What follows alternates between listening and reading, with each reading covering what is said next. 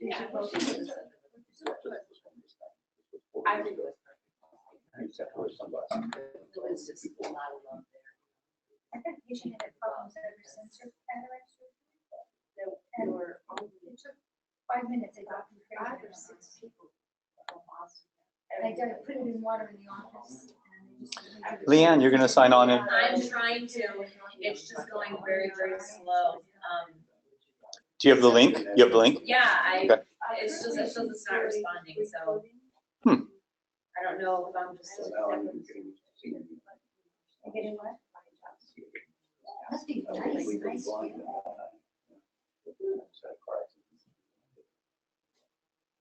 Say I don't know if I'm just like not grabbing the internet here or what.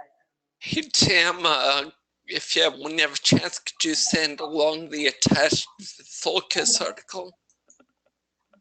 Send along what? It says at the bottom, please read the attached focus article prior to the meeting. Oh, you want the? Yeah, I'll send you the article. Yeah. Yep. Sorry. Let me send it to you now. Anyway.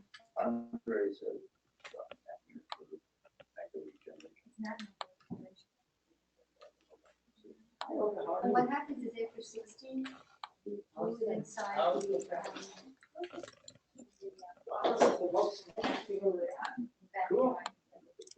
vitreous changes. And sometimes it pulls away. Okay, we're broadcasting. Very Napoleon. So I feel like I have opening area and it's spread out.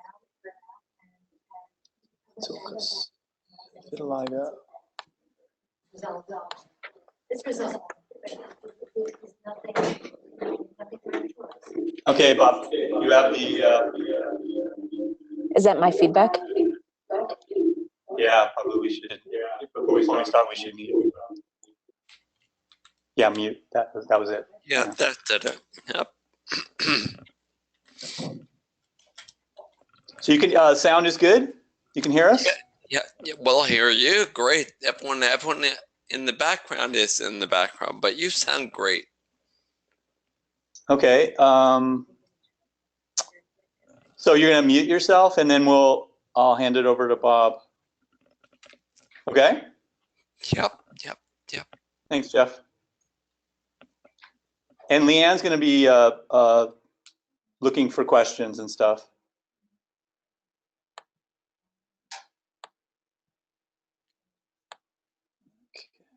And you recorded or not? No. No recording? No recording.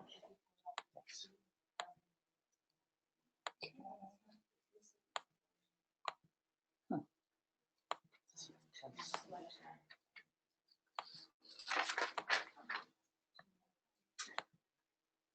I'm going to leave the repertoire here in case if you need to use the repertoire. What you can do is you just click on this toolbar. Click on this toolbar, and then the repertoire is there, and you can whatever you want. You can just. And so where is it? You click right there? Yeah, just on the book. Oh, cool. And it comes up. Okay. Okay. So if you want to use it.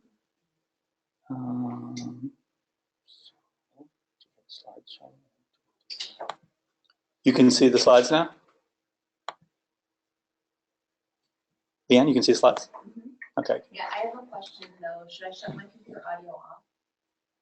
No, you don't have to shut the audio off. Just mute yourself. And then if you need to talk to someone, you can unmute it. Yeah. If I have these in, then I hear you twice. You know what I mean? Like if I have the audio from my computer, I hear you and I hear you. And it's probably a lag, right? There's a little bit. Yeah. You can turn it off if you want and just listen live, but just be looking for questions. Just be looking for questions. People can raise their hand. You know where that is? It's right. Attendees. Under attendees, there'll be a hand raising thing, and also they can make comments. There'll be a question. See the question, and then the hand raising. It can be either one. I just showed you. Yeah, that's it so far. Hi. Okay.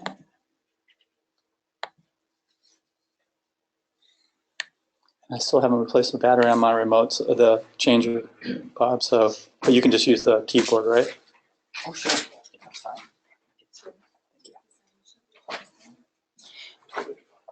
So I'd like to welcome everybody. Oh, and please sign in. Anybody who hasn't signed in yet, Tim has the sign-up sheet here.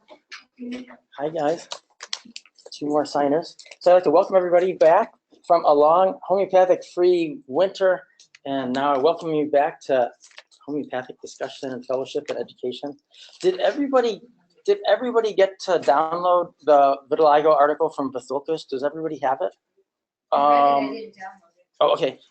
Francine, how many paper copies do we need? Because we need one in the back. Do you mind making a paper copy?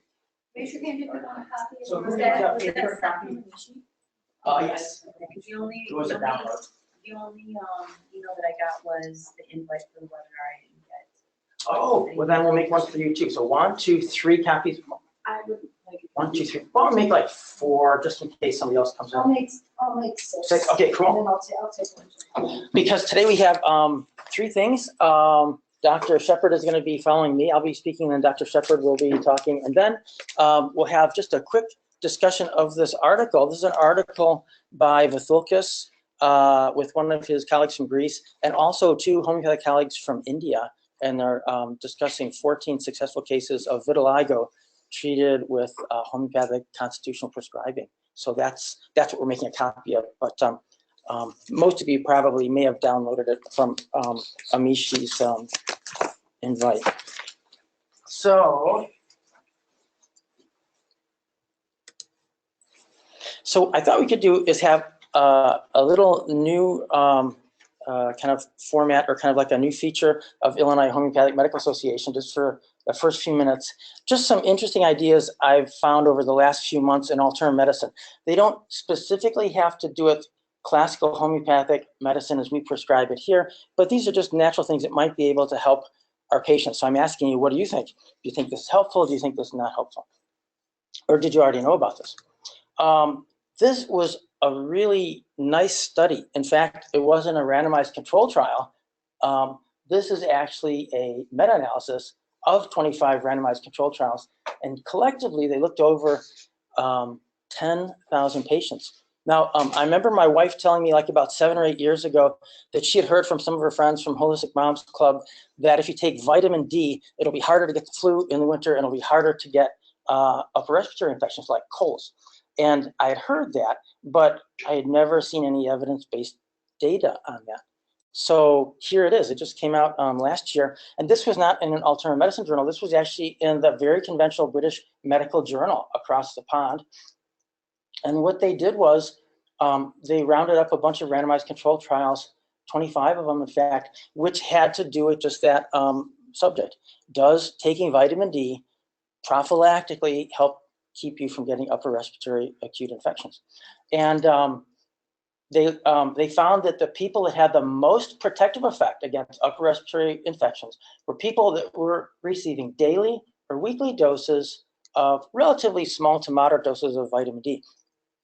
But interestingly, the people who received additional huge boluses, which would be the mega doses that a lot of allopathic people give, that 30, like the 30,000 or higher international units of vitamin D, those people did not receive the most benefit. And also, the other interesting thing was the people that were the most vitamin D deficient, the ones that were really down in the gutter, by definition, very vitamin D deficient would be under 25.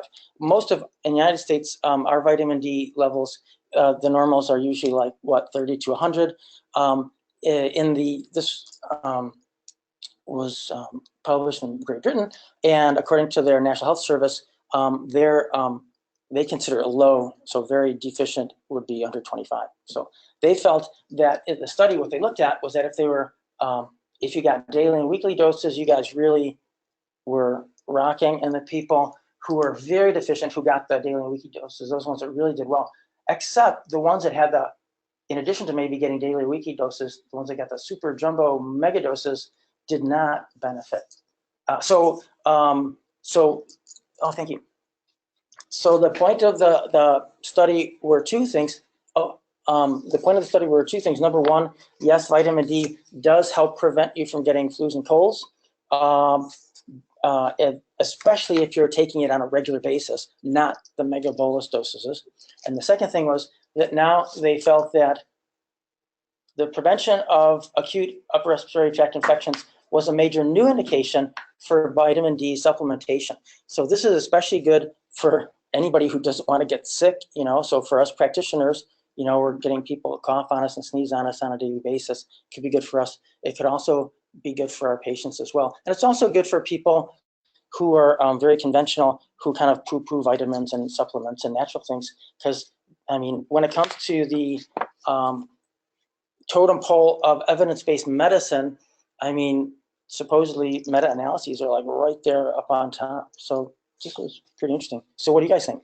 There is something going around Facebook right now about vitamin D for like anti-flu vaccine stuff. Use vitamin D. So yeah, Mhm. So this is kind of nice to know, because I mean, this is, you know, even if you have conventional colleagues, I mean, it's pretty hard to sneeze at that. It's interesting. I just read something in the Townsend letter in the last year or two, which is medical doctors who are in integrative medicine and also naturopaths contribute. This was a naturopath contributing, and he was reviewing the literature on vitamin D. And it's interesting, the epidemiologic data shows that people that have low vitamin D levels have more fractures, more heart disease, more cancer, more autoimmune disease. So everyone thought, well, just by supplementing, you get rid of all those problems. And in fact, the studies, when they do randomized controlled trials, looking at that just by supplementing vitamin D, they have yet to have a positive result. So this is the first positive result that I've seen So in an interventional trial. Yeah, isn't that impressive? And even I saw one recently, even in fractures, that giving supplemental vitamin D doesn't have the effect that you think it would have. It doesn't decrease fractures. So, I wonder why. yeah, it's, you know, just because you show that it's low, we take a reductionistic approach and we say, we'll just get vitamin D because those levels are low and that's associated with these problems, so we'll just get vitamin D. But maybe there's something else involved in that whole thing about getting the sun, and there's other things that we don't know about. Other factors, yeah. It's like taking single supplements. When they do studies on people with high vitamin C, vitamin E, they find less cancer, less this, less that. But then when they supplement with those individual supplements, they don't get a beneficial mortality effect. Mm-hmm. Yes. So I know in the last couple of years there's been research about normally when we test for vitamin D, it's just the serum level, but people who have more melanin in their skin tend to have lower levels. However, they don't need as much vitamin D because they're better at utilizing it. Oh. So I wonder if that factors in as to why, like, if you just give a high dose, they don't have other mechanism that helps. They actually, towards the very end of the article, if you look at it, what I wanted to see if they commented on that. Unfortunately, they did. So, I mean, I would have, at least, you know, one way of thinking of it is, you know, if a little is good, why not give mega doses? Because that would help patient compliance. I mean, if a person could remember to take 1 mega bolus per month and get the same benefit as somebody has to remember to take it every morning for the whole winter, I mean, that would be nice. I mean, compliance is a good thing to engender. But what they found was they think that the rapid boluses and then the peak trough, that kind of stuff, supposedly it messed up the enzymes in the tissues, which are the ones that factor into metabolizing the vitamin D and its metabolites. So even though the people had markedly high, let's say, serum or plasma rates of vitamin D, supposedly it messed up the enzyme so much that when they actually looked at the extrarenal tissue levels of vitamin D, they were surprisingly low, which was kind of paradoxical. So that's what they looked at. It's interesting too, the typical dose, I think doctors prescribe 50,000 units like once a week for a month or two, and then they recheck the level. Right. But that's D2, it's not D3. Oh. And usually when we supplement, we give vitamin D3. And if you, like for Quest, I know when you order a 25-hydroxy vitamin D test, they give you the D2 and D3. But I think that is strictly a D2. It's another form of, so I wonder if it's less effective. Uh-huh. Just make sure you can't see it on the screen up here, but it does say D3, so I don't know if that's a difference. Yeah, so Maybe that's the difference. I don't know how the molecules are different. So second idea. So we're going on if you're looking at the totem pole of evidence-based medicine, so we just came from the best. Now we're crashing all the way down to the very lowest of low, the anecdote of one person. So, but still, I mean, wonderful, great, miraculous ideas start with one idea. And so just because something doesn't have a study behind it doesn't mean it doesn't work. There's many reasons why studies aren't done, not because, they are not worthy. But anyway, so this was kind of interesting. There's a guy, Gary Nard. I love his books. He's a real good spiritual writer. And this book has almost nothing to do with, hypertension and stuff like that. But it just so happens that the writer was diagnosed with essential hypertension. He did the diet and exercise. And after a bunch of months, his conventional practitioner said, all right, Gary, it's time to go on a antihypertensive. And he didn't want to start for many reasons. One reason is that he doesn't want to be on something for the rest of his life, a prescription drug. So his two spiritual teachers said, well, we usually don't advise you on things like that. It's usually more spiritual. But by the way, you can go to Walgreens or any other drugstore and get potassium. They come in 99 milligram tablets. You take 3 a day. And then you can't really see it up here, but it says magnesium 500 milligram. And they're very cheap. You can get them at Walmart and all the different drugstores. And he said, all you have to do is just make sure you take both at the same time. And the second thing is just make sure you don't exceed this. And so then 3 months later, his average blood pressure went down from 156 over 102 to 128 over 86. So that's an interesting idea, but what do you think? Comments? Family practice, one of the standard treatments of hypertension is the, they have a word for it. The DASH diet? DASH diet. Yeah, the DASH diet. And the DASH diet is eat more fruits and vegetables. Yeah. They're high in potassium. Magnesium too. Another useful way to lower blood pressure that I've seen work is has studies from True North Health in Santa Rosa, Goldhammer, is fasting. Fasting. For blood pressure even? Water fasting, oh yeah. So just drinking water? Cure rate, even in severe hypertension. And how often do you have to do it? And is it like a 24-hour fast? And how often? He typically fasts people. That's a place where people go and do a water fast. Put them on a whole food plant-based diet, put them on a water fast, and then a whole food plant-based diet. And he has a 90% cure rate. That's what he published at least. Wow. And usually, typically for a week, 1, 2, sometimes 3 weeks. Pretty amazing. Anecdotally, I've had one patient do it for 3 days, and his blood pressure went from 180 over 120 to 130 over 80, 85. It's pretty good. Just 3 days of water fasting. We have to follow it with a good diet, with a plant-based diet with this one. Yeah. As long as you stay on a healthy diet, which is more of a whole food plant-based diet, and it should be sustainable.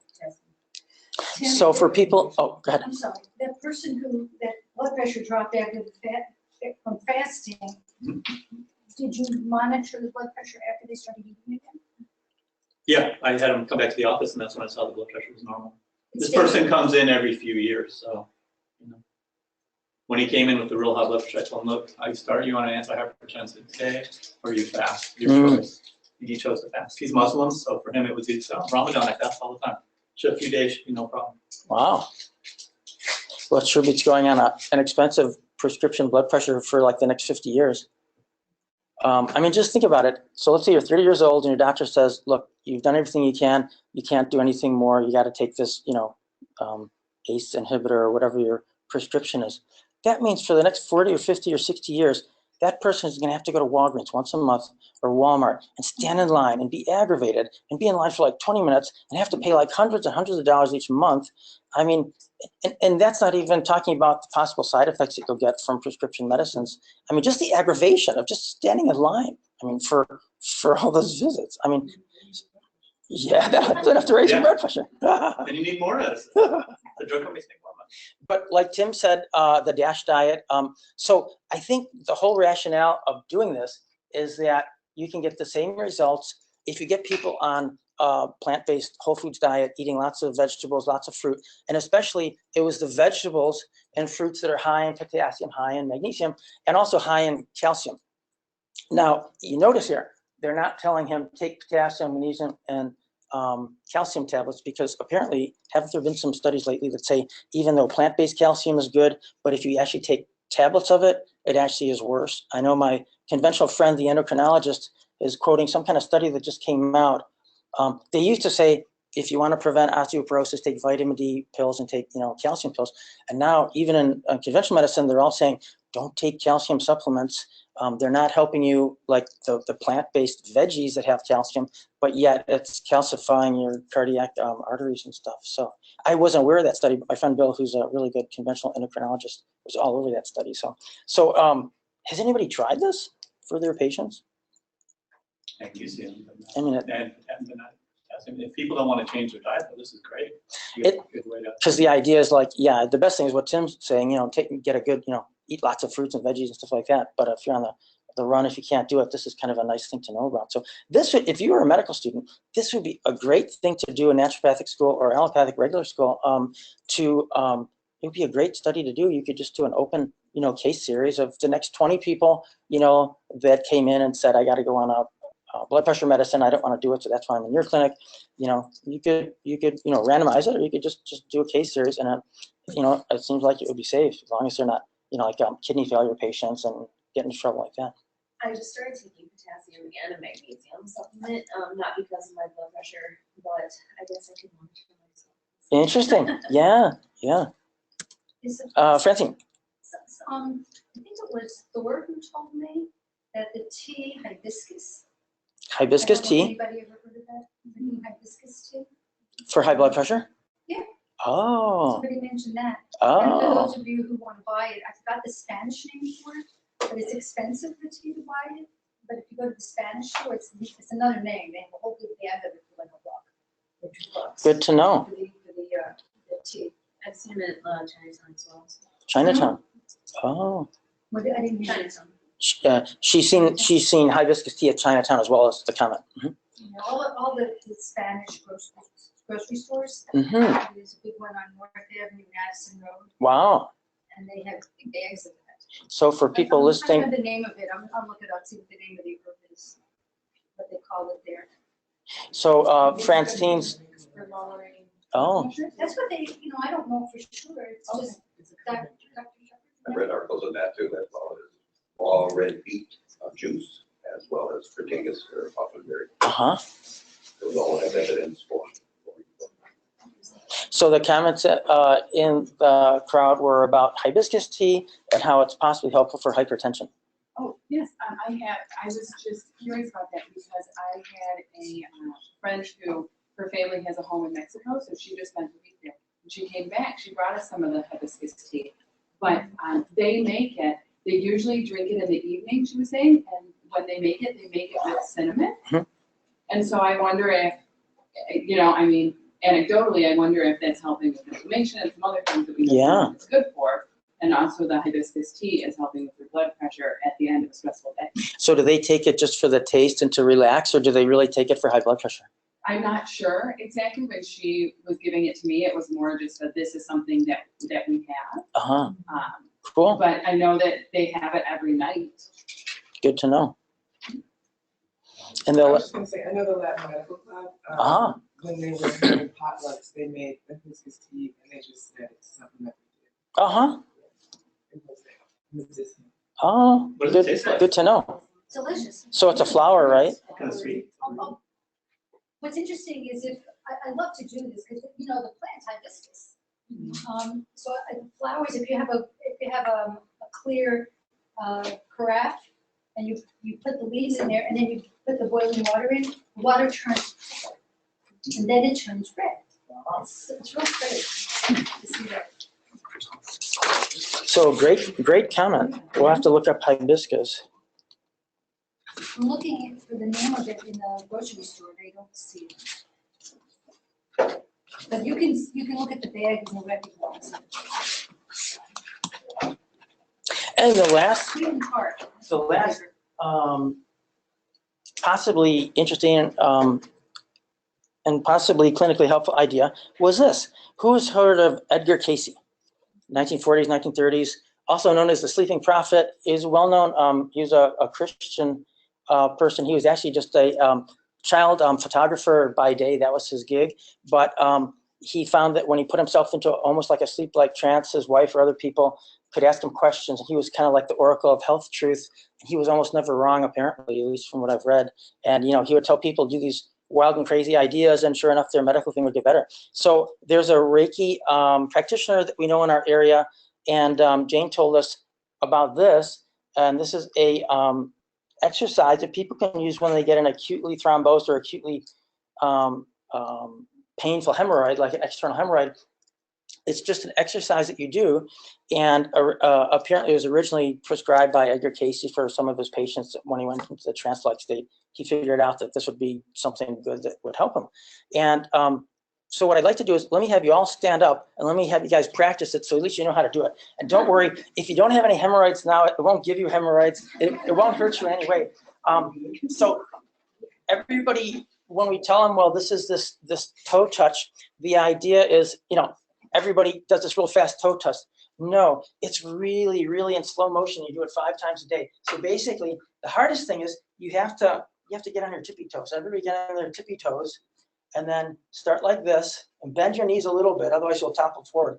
And then very slowly, you lean forward, kind of like in the Wayne and Garth movie where they said, "We're not worthy." You remember that? Kind of like that, and you touch your toes like that, and you're still on your tippy toes. And then you slowly get up. It's almost like a qigong exercise where you're doing it like really, really slow. If you can do it faster than maybe 15, 20 seconds, you did it too fast. And that's it. And so you just do that 5 times a day. And so what I did was, just one thing, and it's 5 times a day. And wouldn't you know it, right after she told me that, I was like, well, I'm a dermatologist. When am I ever going to use this, right? But I was like, I filed it away because, I mean, maybe it could help some of my patients. And like next week, I had a patient came in. She said, I got these painful things, and they're in my rectal area, and I think it's a skin problem. I said, it's not a skin problem. It's hemorrhoids. And so I prescribed that for her. And she said, within like the first like 20 minutes of doing it, she felt better. I mean, it's not like she had to wait, 3 weeks for it to get better. And I also threw in there, this had nothing to do with Edgar Cayce, but if anything gets thrombosed and you have like a hematoma, you could consider using over-the-counter bromelain. Bromelain is the protease enzyme that they get from pineapple stems, I think it is. But anyway, from pineapples. So the idea is you could also do this exercise for the acute pain, but also, that blood has got to go somewhere. Sometimes people go to their doctor or the emergency room and they numb it up and they make an incision and they get the blood out. But this is also something you can do to make it go away. Francine? I don't know that people are going to want to do this, but I have done this. Somebody told me about it. You can use ultrasound. Ultrasound head on pulse. Oh. And, I put a glove over the ultrasound head. And then, I had one person that had really bad hemorrhoid. I didn't know what else to do. And the pulse ultrasound over the hemorrhoid relieved it. Wow. It helps the circulation. Does it make the blood get like broken down or absorbed quicker? No, or just felt better, huh? Just took away the pain. Wow. Now, what type of clinics would have that? Like, ultrasound machine? Is that something that like a chiropractic office would have? Any PT. Oh, Tim, we're plugged in here?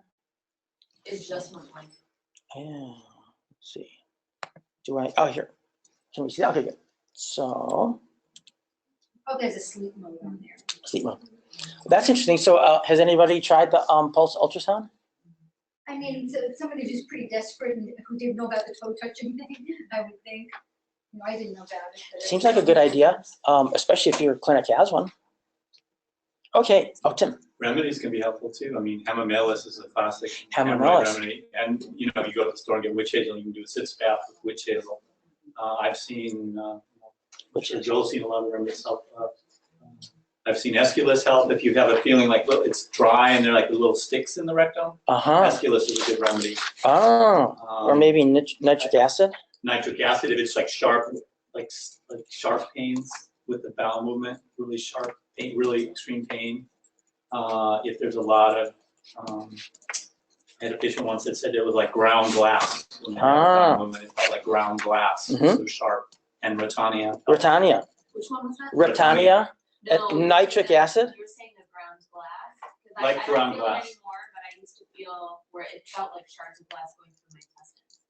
Well, this is through specifically hemorrhoids and the rectum. You feel like glass in the rectum coming out. Is that nitric acid? No, that could be nitric acid because it has sharp pains with touch or with moving the bowel. And the Rotania is the one that has like glass. And peony is a good one. Peony? burning. Burning. Burning things. Good to know. In infants, use muriatic acid. Oh, What's it? Infants, Just infant hemorrhoids. What would you use for that? just infant. Oh, okay. so the infant remedy for hemorrhoids was Muriatic acid. muriatic acid. Interesting. So for those of you at home, the acute remedies that Tim and the audience were talking about, possible ones if they're indicated for acute hemorrhoids would be hamamelis, aesculus, nitric acid, Rutania, peony, and muriatic acid for infants. And also Tim said witch hazel, sitz baths could be not homeopathic, but they could still be helpful. And that is hamamelis. And of course, nux vomica from constipation. And nux vomica, yes. Sulfur is between other remedies too. Talking about local boron with adrenal suppositorium, Mhm. medication labs, we've seen a lot of good results. Has it worked for them? So Boiron has a suppository called Avenoc, Avenoc. Yeah. Avenoc. So Olga says that she has patients who that's worked really good for them. 4 to 5 suppositorium, they say this is much improvement. And that's Boiron? Mhm. That's good to know. Is it, you can get it at Whole Foods or Yeah. quickly you'll They have vitamin shop. Good to know. Trader Joe. Good tips, guys. Always good learning from people at the Illinois Homeopathic Association meeting. These kind of pearls are really helpful.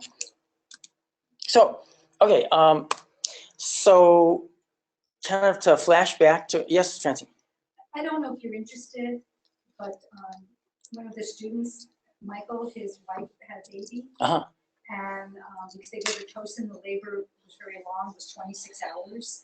And so the baby was in the canal a long time, came out with a big hematoma on the head. I don't know if you want to, I have the pictures in my email, what this baby's head looked like, and the right eye was swollen, and the bilirubin was elevated, not pathologically, but the skin was very red. And I have 4 pictures, 2 befores and 2 afters, like a front and side view. It's really quite dramatic.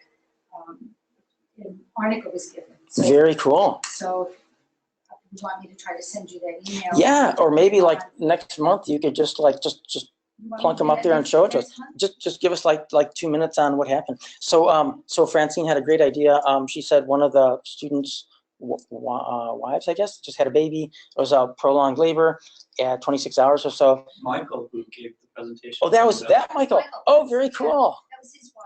Wow. Michael, what's his name? So Michael's son was born healthy, but with a really big hematoma on the scalp. And then Francine gave, what potency, arnica? Oh, 30, I think he only had 30. And he gave a couple, and it was, so the baby was born on a Friday, and I think he started doing it on Monday. The pictures were from Tuesday. That's really great. Pretty dramatic. And how did they give it? Through water or crushed pellet in the mouth, breastfeeding? Just did water doses. So water doses for the little baby. That's really great. Specific about that. Sometimes if the mom is nursing, you can just give it to the mom. Give it to like her. 200 to the mom, and then when she nurses, the baby gets the remedy that works. That's great. She got arnica as well, and then it helped her. And then after that, she got vellus perennius because she had a lot of breast soreness and stomach. You should publish that, Francine, with Michael and everybody as a letter to the editor of maybe a family practice journal or something like that. Because, I mean, what, after all, in the conventional OB world, in the peds world, what's the conventional treatment for cephalohematoma? Nothing. Nothing. You Wait. just wait. And the concern that they had for the baby is that as the body starts absorbing blood, the bilirubin can go up. Yes. And actually, after he started doing the arnica, even though the absorption was a little more rapid and the skin color normalized, the bilirubin went down. Yes. Isn't that great? So, I mean, especially in the conventional world, when we have things that don't really have any good treatments, that's always a wonderful time to offer to help them and to share your knowledge of alternative medicine with them, especially homeopathy. Especially because how can they say, well, that's a bad idea, because they don't have anything to offer for those things anyway, and especially if it's my criteria for starting something in my practice is it has to have 4 criteria. It has to be simple, has to be safe, it has to be effective, and it has to be dirt cheap. So those are the 4 things that I love about things that I put in my office. And Arnica has all 4 of those things.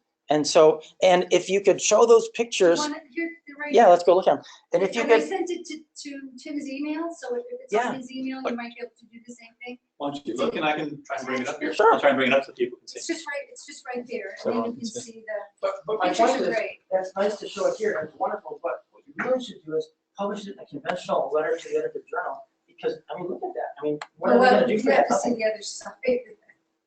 That's really something, yeah. Look at and the right eye was swollen, the baby couldn't open the right eye. Wow. Did you get it? Which email did you send it to? At Gmail. Okay, yeah. We got too many emails. So what do you guys think? What Yeah. do you think the best conventional journal to send that as a letter to the editor with photos would be? Pediatrics, probably. I think Did that would you be get good. it yet? What do you guys think? How about naturopathically, yeah, or OB, yeah. Or I'll tell you who might I'm not embrace seeing that You didn't would get be it? the nurse midwives, Okay, here, the I'll try conventional again. nurse I'll send midwives. it again. They would be, you know, a fertile ready audience to embrace that. pictures or else they won't. Yeah. But if you- Yeah, let People me believe try to photos. send Those this are, if you again. show before and after photos and you can document that it was like 24 hours later, I mean, that's Okay, like pretty so amazing. it's. Yeah, maybe it's at uploading. Gmail, right? Maybe it's uploading. Well, don't worry about that now. I'm gonna send it again, I don't think it's it'll just take a second. So I don't think we're gonna slow down the Okay, lecture sorry by about doing that. that, but, It's here if It you was a wanna slow see day. it. but Francine, just give us like about a 5-minute presentation on that. That's so cool. And you really should send that in because the conventional What I world do needs to is- know about that. I asked the students in class, hey, you have any stories? Anything happen?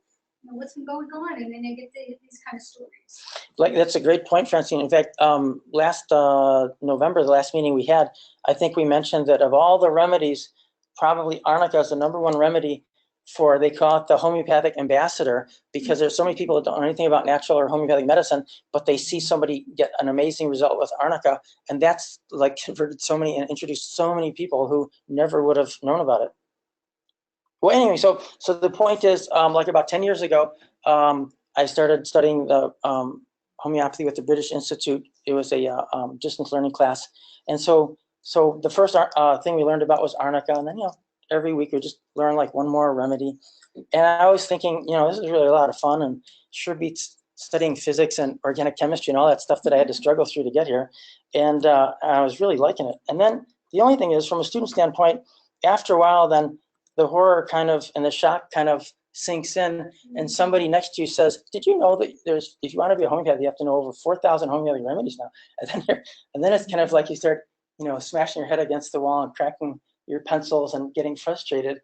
So a little shout out to the students that are here. Don't worry about it. Even if you live to be 100 and you die and you only know like 200 remedies, but you know them like the back of your hand, I mean, you can still do great things. Just remember Samuel Hahnemann, probably arguably the best homeopath in the world ever. He only had what, Joel, like 100 remedies? 106, I think, right? But on everyday uses, so maybe 120, but way before the end of his life, he had less than 100, and look what he could do. So just even if you just know 154 and you pass your CHC exam, I mean, that's still great. So I'd like to give you an illustrious story from my youth, which kind of proves that point, or at least suggests it. So when I was in first grade, it was like the first day of first grade, and we were on the bus, my friend Jimmy and I. Jimmy was like 2 doors down. Jimmy and Tommy were our best friends, and living with them was their old grandmother who was really rich, and they always got like the best of the best toys. Like when I got a $50 bike for Christmas, and they got like the $250 bike. It was like the best that Schwinn or Tech or whoever Trek had. So when it came to crayons, I mean, I should have known better. I mean, I was there, on the bus. I'm like, hey, look at this. My mom just gave me my 24 new crayon Crayolas. And, you open them up and it has that crayon smell. And you're like, wow, these have never been used. It was so cool. I was ready to become an artist. And then Jimmy said, yeah, that's nothing. Look at this. This is the best you can get nowadays. Back then, 64 was the best you can get. But look at this. Yeah, but look at it. Evan has had a sharpener. He had 3 times more colors than I did. I was devastated. I hadn't even started first grade and I was defeated. I was like, how can I compete with Jimmy. But, you know, we both passed and went on to the second grade. We both did okay. So I learned a very, very valuable lesson from that. You know, you really don't need the best of the best. I mean, you don't need a 64. Now I was looking online. Now you can get 200. It's like a big giant thing. That's progress for you. But really, you don't even need 64. In fact, I didn't know this at the time. I didn't really need the 24. In fact, what I should have known, but I know now, is that even if you only had 8 crayons and you really studied your art and you practiced your art really, really well, you could do circles over people that have the 64 if you really know what you're doing. So what does this have anything to do with homeopathy? Oh, first of all, let me show you one other thing. And if you don't believe me, you don't even need 8 crayons. All you need is 2 crayons. You got to go on YouTube. You got to check this out. There's a young lady. She has a YouTube channel. It's called Bittersweet Nightmare, and you can follow her. And look at this. She has 2 crayons. They're both blue, but one of them's a little bit darker and one's a little bit lighter. And she has like a white sheet. And you could see her doing it in real time. And she does this beautiful artwork with 2 crayons. So I mean, even you don't even need 8.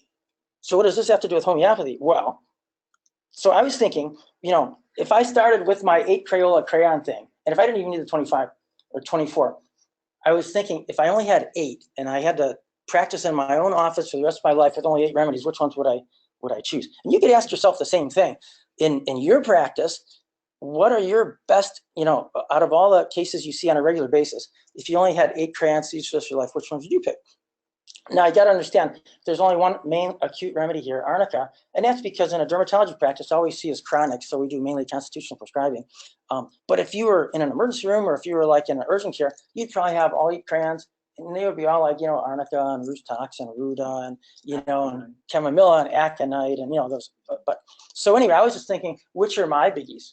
You know, so I think these are probably them. Arnica just for a lot of acutes, lots of napier for whatever reason, lots of sulfur as a derm, pulsatilla for sure, and then these others like lycopodium.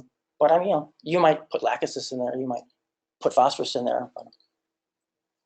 So so the rest of the talk, I'm going to present 3 unknowns to you, 3 cases that I've had in the last like 4 or 5 months or so, and I want you to as I'm presenting these cases, ask yourself, which of my crayons did I use? So they're all one of these 8 Crayola crayons.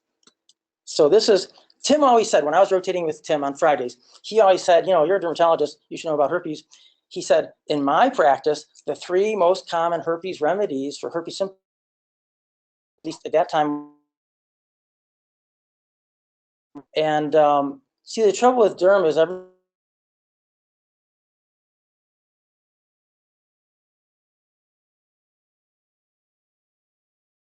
and they work really good, and people come in once a year for their refills and everything. So I have a hard time telling them, hey, instead of your Valtrex and Acyclovir, you want me to give you homeopathic? They're like, no, I like what the other docs gave me, just give me my refill. So I'm like, okay. I mean, I've learned not to force people into homeopathy, but I had a case, and she was an RN, and you know, she kind of didn't want to go on the Valtrex and stuff. So she said, yeah, I'll try it. So this is my first successful case, and she's got 13 months follow-up. I just saw her last February. So it really works. And what Tim said was, you know, it's not like Valtrex or Acyclovir where you take it and they don't feel bad or anything. It just kind of lowers the amount of recurrences. You know, with homeopathy, you don't want to stuff it under. You actually want to kind of let it out and let it come out and make it stay out and heal it, sort of. That's at least how I tell patients. So so what happens is sometimes they do get an aggravation. Hopefully it's not bad, but sometimes, you know, they get a bad cold sore, or maybe something swells up, or they get lymphadenopathy. But if you warn them about it, that's a good sign that it'll actually make it down in the long run. You'll actually have less occurrences. If you explain it like that, usually they can accept that. So here she is. So 59-year-old RN, and get this, she gets 1 cold sore on her left lower lip every 1 to 2 weeks. So that means she gets 2 to 4 cold sores every month, every winter. And it just so happened when I saw her, I think it was in January. So I mean, so she gets like, you know, maybe like 8 to 12 cold sores like in a winter. So that's pretty crummy, especially if you realize that the average cold sore, you know, takes about 7 to 10 days before it finally goes away. So by the time it's finally going away, she's getting another one. So this is kind of a no-brainer in dermatology. You just give her a year's supply of acyclovir or valacyclovir or famciclovir, and they take it, and it prevents at least it decreases the amount of new outbreaks that they get. It doesn't cure anything. It's still in the dorsal root ganglion, but they seem to like it. Well, anyway, she said, well, let me try something different. The reason why I offered her homeopathic also is because she had some really good NBWS. What's NBWS? What does that stand for? That's a very homeopathic term for the students. Never been well since. That's really big for homeopathy because the idea is, yes, you could find a remedy based on her cold sore, the way it tingles, you know, the things that are associated with it, when she gets the tingling, what provokes it. But another way to find the right remedy is to say, well, when did they start? So she said, well, I, never had a bunch of cold sores like this until 12 years ago. Well, then what do you ask? Well, what happened 12 years ago? And she said, well, last 12 years have been just terrible. The main thing was it all started around menopause, and also around the same time father died, so she had a lot of grief, mainly silent grief. And for the last 12 years, her husband's plumbing business almost collapsed when the economy really took a tank. And even since then, it's been a real stressor to kind of keep it going. They probably should have collapsed the business and worked for somebody else, but he wanted to keep his own business. So the last 12 years or so have been really bad for her. And she tried L-lysine because she heard it was natural, it would help, but it didn't help her too much, just a tiny bit. Didn't take any pictures, mainly because I saw her when she came in about maybe 10 days after her last one. So as you would expect, she just had like a tiny, tiny, tiny little scab right here. Didn't really look like much, but that's just what a cold sore looks like when it's on its way out. And I believed her history, and it really was consistent with a healing herpes simplex virus eruption.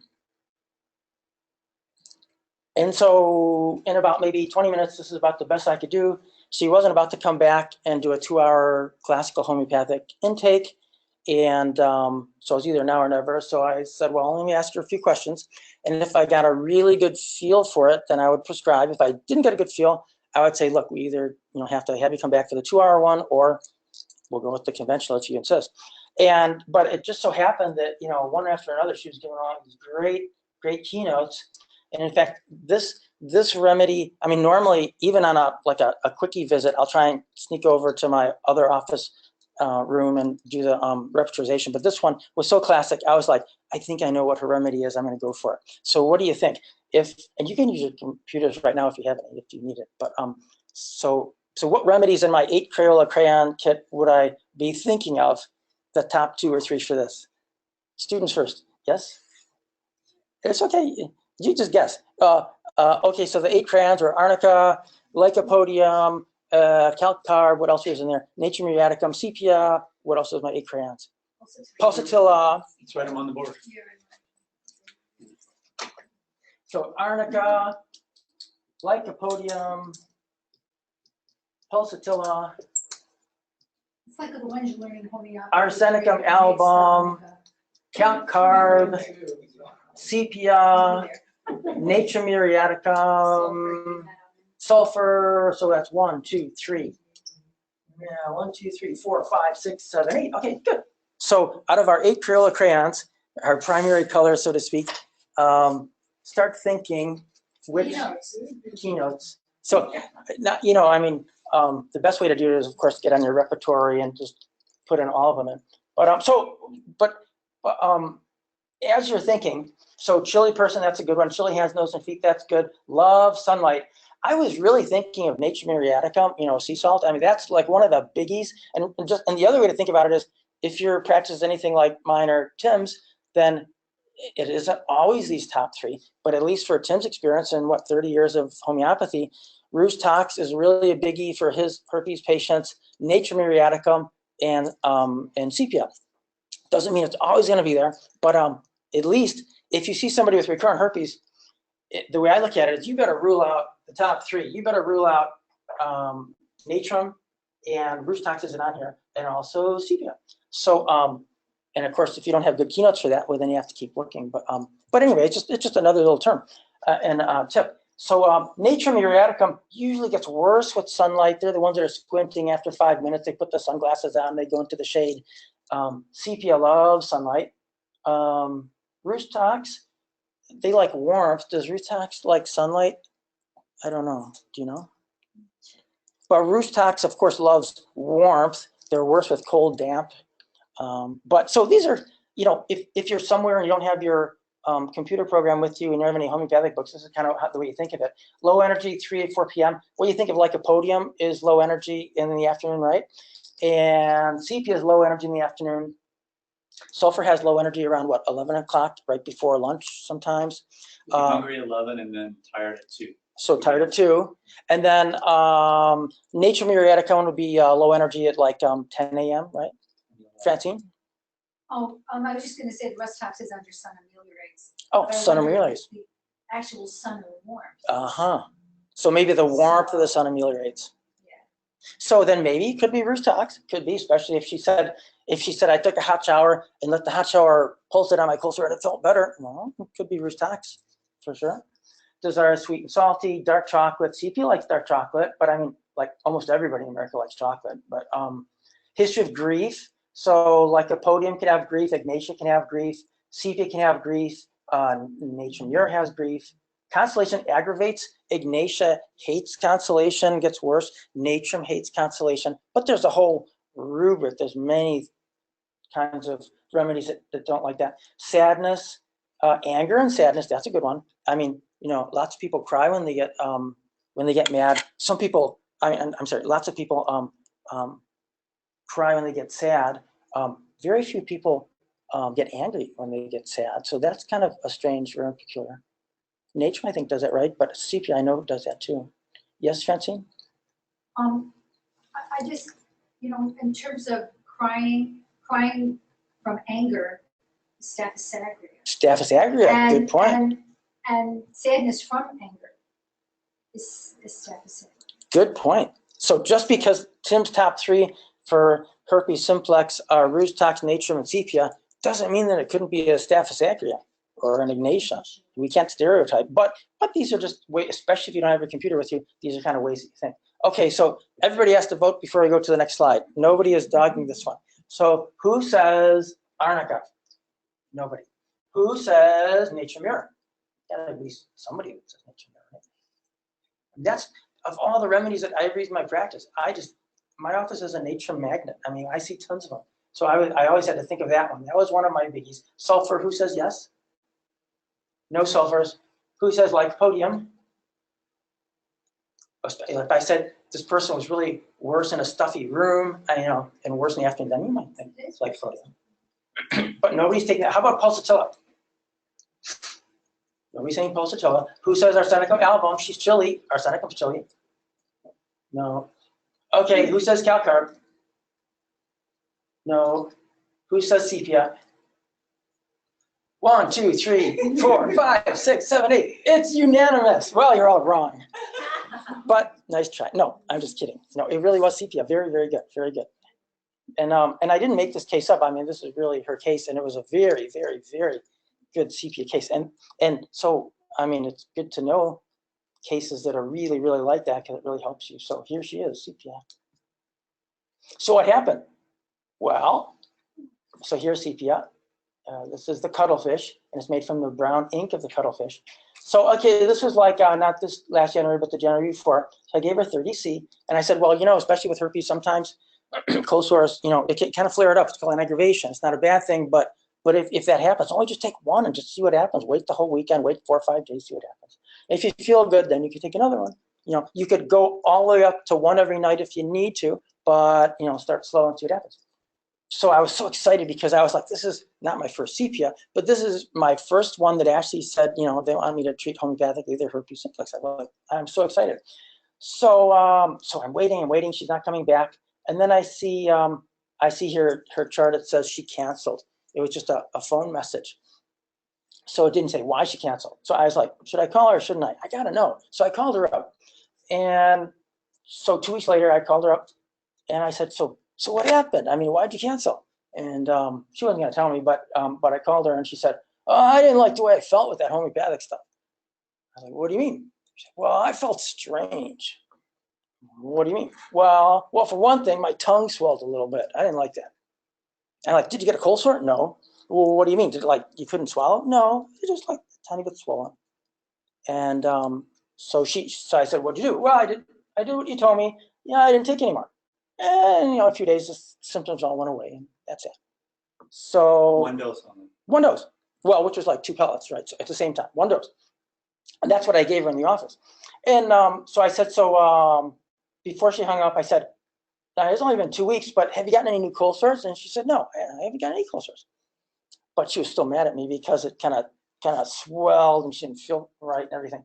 You know, people just, they love their prescription drugs. You know, they don't like waiting at Walgreens. They don't like paying all that money for the rest of their lives. But, you know, you take your recyclovir and nothing bad happens. Your tongue doesn't swell. You don't feel funny. And it doesn't cure anything for the rest of your life. You just keep taking it and then it seems to work and they like it. Herpes doesn't go away with those drugs. Of course not. Is, instead of having acute attacks Right. that are infrequent, you have frequent milder attacks. Right. So the bottom line is, if you're controlling their herpes outbreaks with Valtrex or acyclovir, you are not impacting the natural history of their disease. What's the natural history of their disease? The virus is going to be in you forever, but with a little bit of luck, when you're 30, you'll have less. When you're 40, you'll have less. 50, 60. By the time you're 80, some people still have them just as bad as they do now. With the average person, somehow you would think they would get worse, but their immune system kind of handles it better. So by the time they're 70 or 80, if they do get any recurrences anymore, they're usually so small and they're so non-symptomatic that it's not an issue anymore. So the whole point is, if a natural history of something can spontaneously get better with your vital force with time, those are the ones that are nice dynamic things that we could treat with homeopathy that will get better. So the idea is, if you put this person on sepia, instead of finally outgrowing it when she's 70, she might outgrow it when she's 60. And I think that's what's going on with her, because this was still in January, so she should have gotten at least one cold sore. She gets 1 to 2 cold sores. She gets 1 cold sore every 1 to 2 weeks. So she should have at least had 1, and she didn't. So I was like, well, maybe it's working. So I said, so do you want to make an appointment? And she said no. So I was devastated, because I was like, this is my only case. I want to show people that it will work. And so, what are you going to do? You can't force her to come back. So, a whole year goes by, right? So this is 1 month ago. So February 8th, month and a half ago, 13 months later, she comes in for a totally unrelated skin condition. And, and I'm so excited. The first thing I want to ask her is, so what happened to your cold sores? But I'm being nonchalant. And I'm like, okay, tell me about your new condition, all this kind of stuff. And then, so right before she's about ready to leave, before we're going to talk about what kind of treatment she wants for this, I say, so whatever happened to your cold sores on your lip? They used to be pretty bad. I used to get 12 of them every winter. And she says, oh, my cold sores, they've been great. I don't even worry about them anymore. And I'm like, what do you mean? Well, she said, well, I hardly get them anymore. And when I do get them, they're so small, it's just like a little scab, and I don't even pay attention to them. So this is 13 months. So we have impacted this lady's natural history of her recurrent cold sores. So, I thought that was the best thing in the world, because, she'd be on Valtrex for the rest of her life. But the most important thing is what she didn't say. It was just how she was. She was kind of gloomy. She was kind of sad. She was kind of mopey all the time. And now she's like really, the mood was lighter, was more upbeat. She wasn't as sad. So if you remember, look at all the stuff that was weighing her down. Look at all the baggage she had. Oops. Look at all the baggage she had. She had all the menopausal, postmenopausal stuff. Her dad died. She had all that silent grief. She's stressed out because she doesn't have enough money, but her husband's bummed out because his plumbing business is collapsing and all this stuff. So the sepia kind of came back and kind of retuned her vital force into not being never well been since that. So that was, so anyway, so I said, so you want to try homeopathic medicine for your new skin condition? He said, no, give me the prescription. I didn't like the way I felt. What are you going to do? I was happy. We impacted her.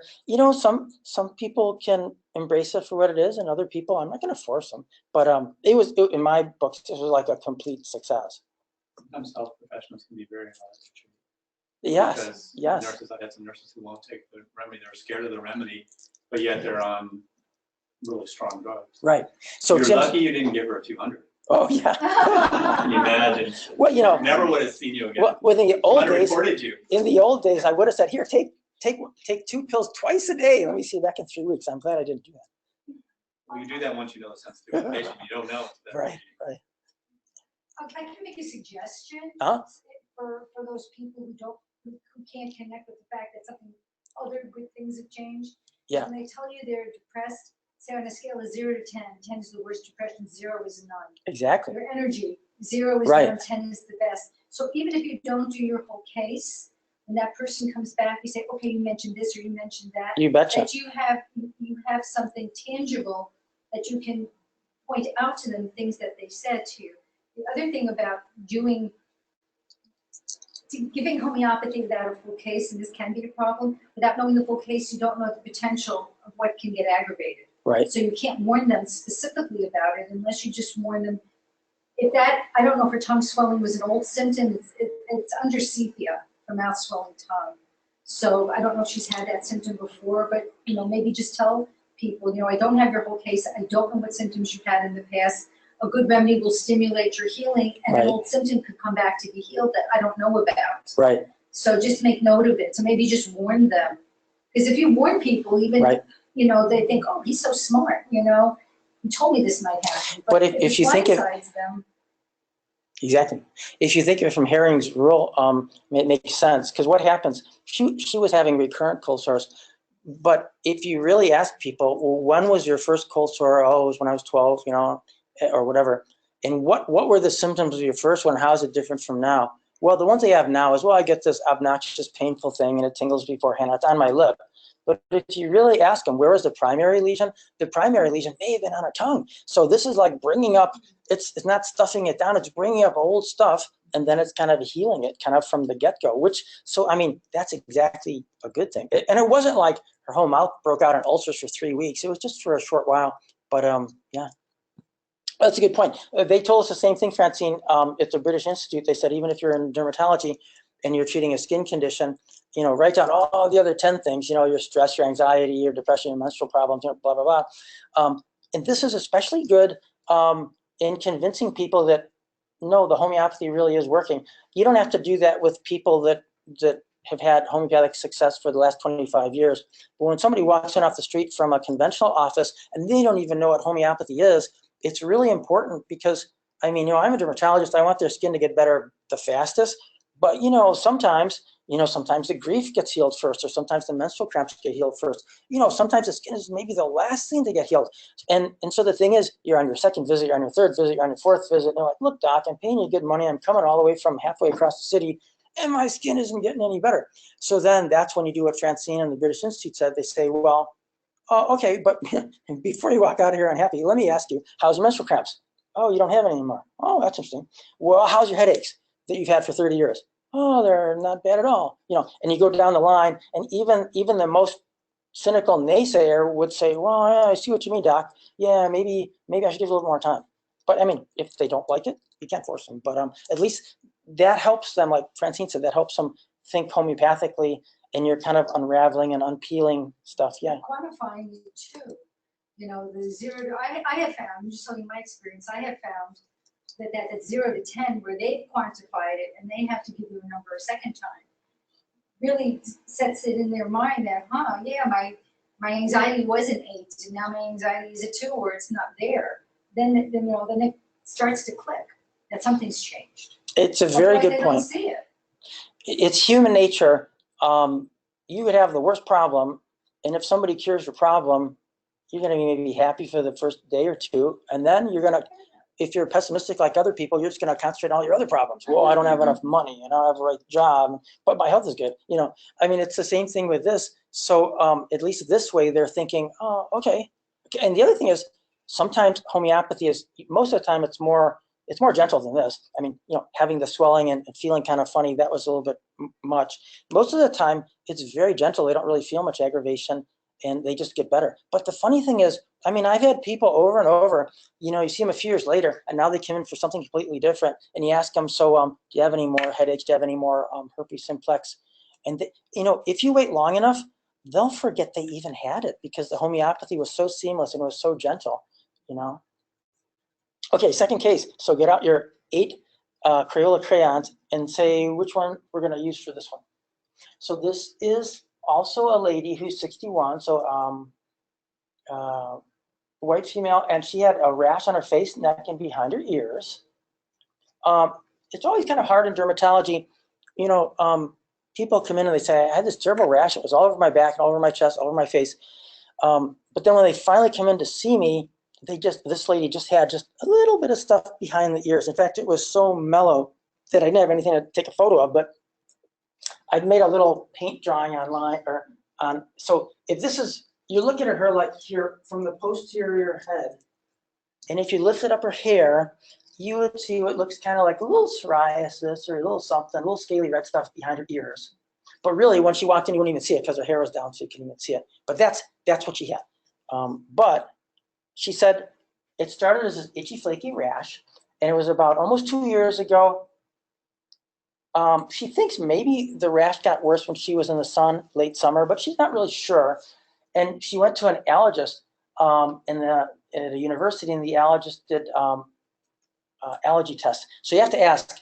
So like allergy tests, like what do you mean allergy tests? You like scratch and prick tests with the needle things, or was it they put these big tapes on your back and that's a patch test? Why is that important? Well, scratch tests are good. That's usually what allergists do. Scratch tests will tell me or tell them what's causing the patient to wheeze, what's causing them to sneeze, what's causing their nose to run, like allergies to trees and grass and pollen and inhalants and ingestants.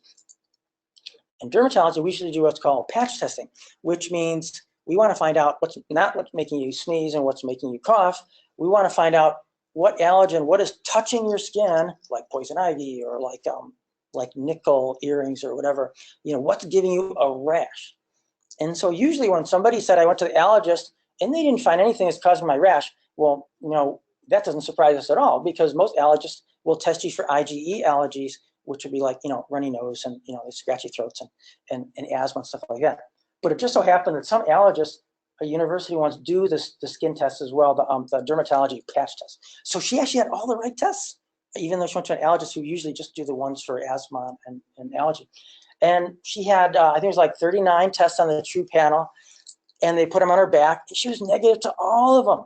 I mean, usually somebody's at least allergic to thimerosal, or they're allergic to their earrings or their piercings, which is nickel or cobalt, but she wasn't allergic to anything. Because that's a test for contact dermatitis. So if it was positive, then you'd be like, oh, this is a contact dermatitis behind your ear. But it was all negative. So you're assuming it's probably not a contact dermatitis. So physical examination, she had some resolving scaly fissured red plaques behind both ears, but otherwise she was completely clear.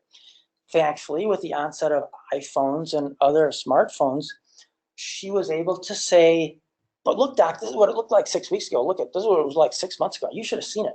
It had this bizarre streaky appearance. It was all over her face. It looked like somebody like threw acid on her face, but it was a very bizarre distribution.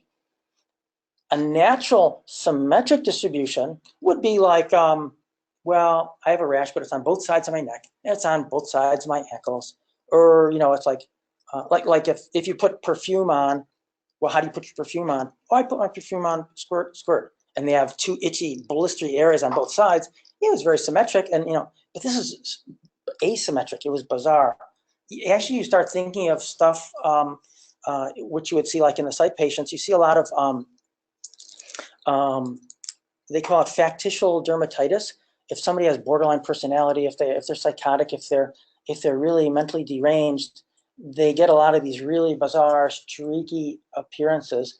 Or sometimes when people are really mentally ill, they want to get a lot of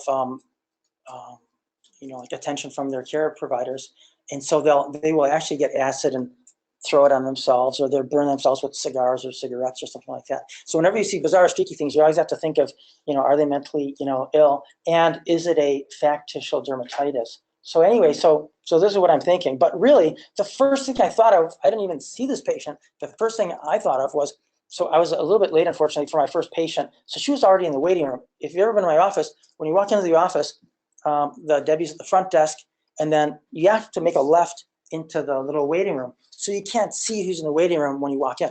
But I walked in the room, and it smelled just like I was walking down that aisle at Whole Foods that has all the essential oils and all the fragrant things. It's like, and right next to it, they have all the homeopathic remedies. I'm thinking, man, I mean, you're not supposed to store your remedies right next to the essential oils, but Whole Foods doesn't know that.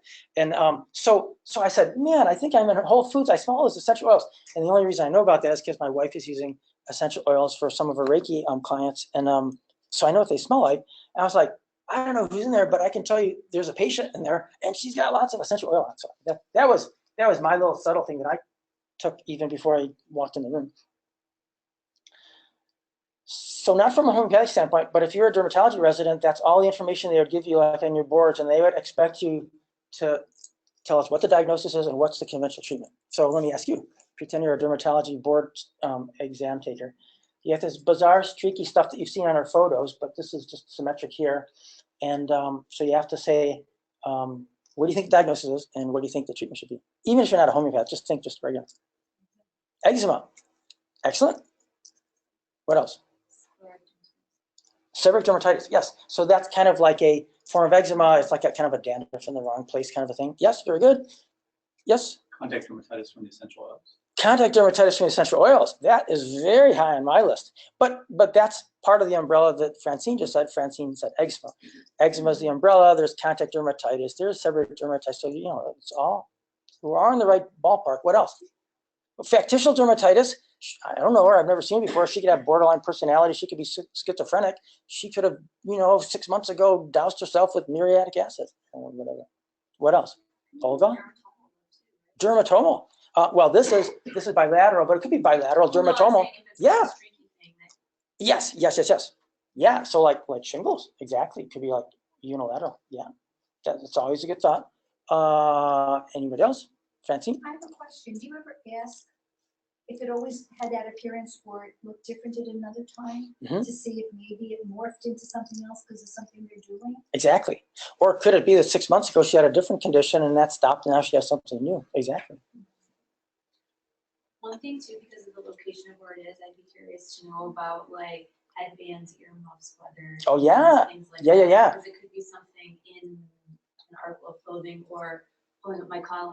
Exactly. So contact dermatitis. Exactly. So like for instance, maybe she's an audiophile. She loves music and she has like black rubber around her headset, and or some people are gamers and they have like the headset and they play for 13 hours. So yeah, exactly. So exactly, you're thinking like a dermatologist. Very good. You're thinking like Hahnemann and thinking of like what's the occasioning cause. First, we will get rid of the occasioning cause even before we give a remedy, right?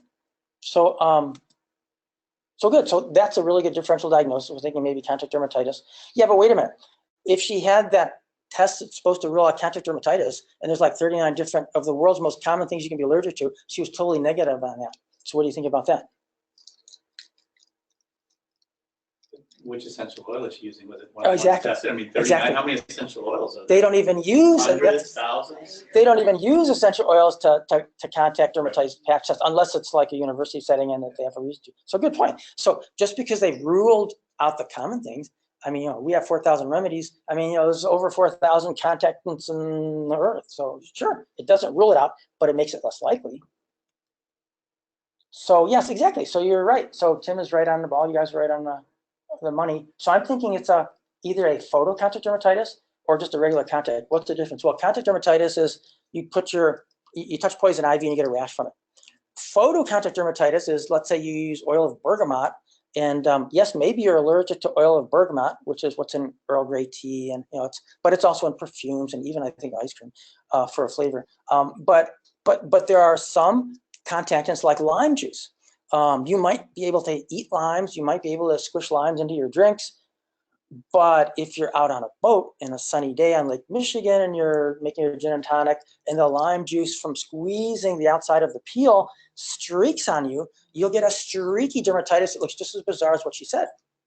Now, this is in the middle of the winter. I don't think she's, but if she just came back from Jamaica or something and it could happen. So I have seen, it's a furocoumarin photocontact dermatitis. Furocoumarins are the things that are in celery. They're in limes and stuff like that. And so you're not. Too? That's photo.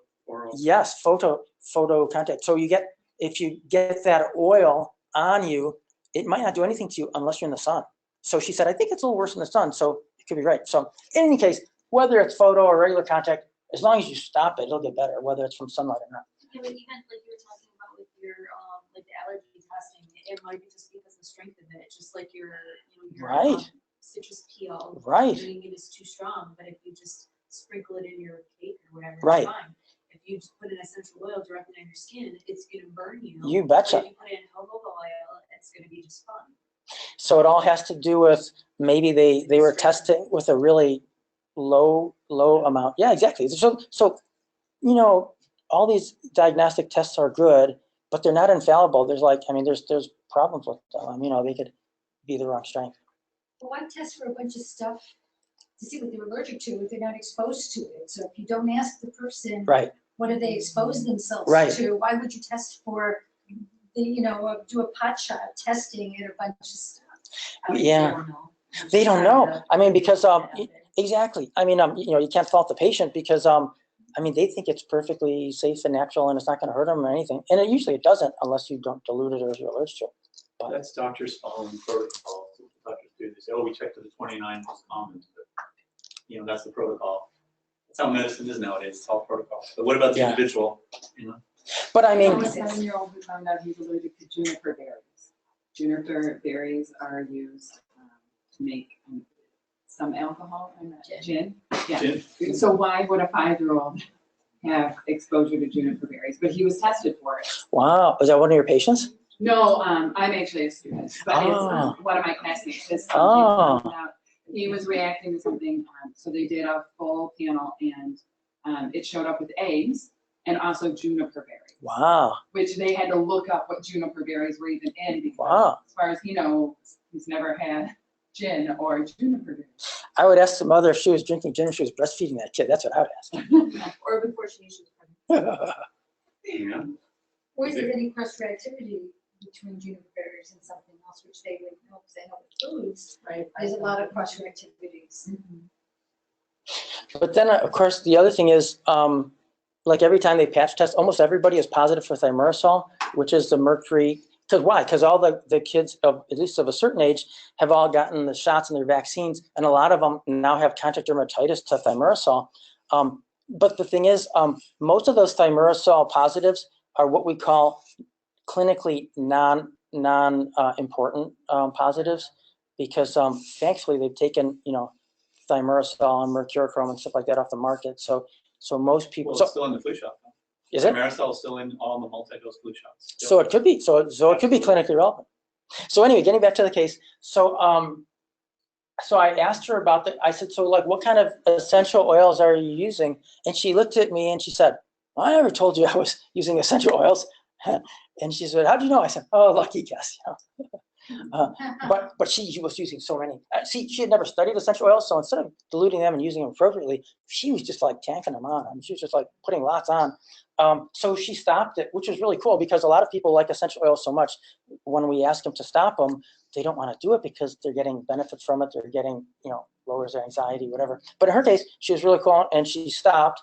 So she stopped using it. And anyway, she was puzzled, but she said, yeah, actually, as a matter of fact, the top 4 I use are lavender, lemon, lemongrass, and there's like another one. I forget which one it was. And so I said, so when did this rash start? And she said, it was exactly April 23rd of 2016. And I was like, I mean, that's unusual. I mean, most of the time people say, well, I think it was about 2 years ago. She was like, I know the exact date. So I said, well, so how do you know exactly what date it was? Well, that's when I first started using my essential oil. She had just gotten her kit or whatever, and she went to this big wedding, and she was like, I want to smell nice. So she put like the whole thing on just about, And and she got a lot of, it helped her anxiety, everything. But anyway, she had contact dermatitis for sure. Was it the essential oils or not? I don't really know, but I said stop it and let's see what happens. And you said the chemical class was a coumarins? Not this one, but some of the essential oils have furocoumarins, F-U-R-O coumarin. You've heard of coumadin. I think it's sort of similar to that. But like, for instance, I think fig plants have it. But and that's a photosensitive. In the old days in dermatology, they used to do what's called PUVA.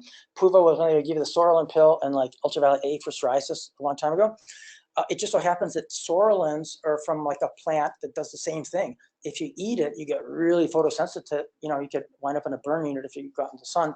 But they use it for psoriasis, but also very similar. So furocoumarins. Like if I saw a rash like that maybe a couple years ago, a guy was working in, I think it was Dominic's at the time or Jules, and he was the guy that took all the celery out and had to unload them and get the old celery and dump it. And then he went outside to the park or whatever, and he had all the celery juice on him, and he got this weird, bizarre, streaky, itchy rash. Looked like poison ivy, but it was really from his celery from working at Jules.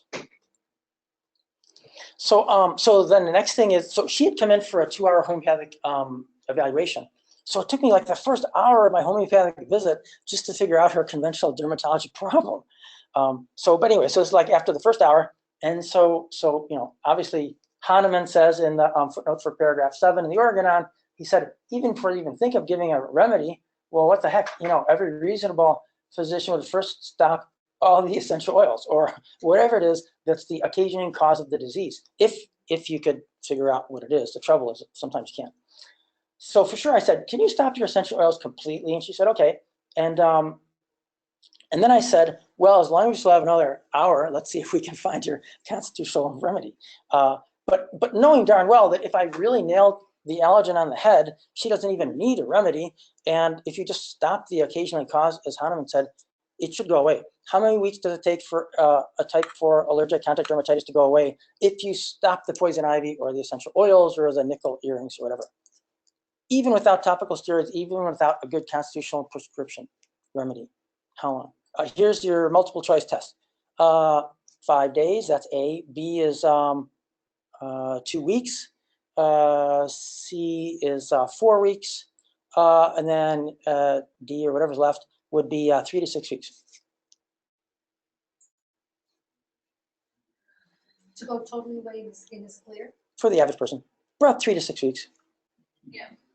So even with the right constitutional remedy, or even with the right, giving them prednisone, I mean, it still may take, 3 to 6 weeks. Well, of course, with the right treatment, it goes away fast. The symptoms get better faster, but the actual rash might still take 3 to 6 weeks to go away. So I saw her back 4 weeks later, and her rash was all clear. So that's cool. And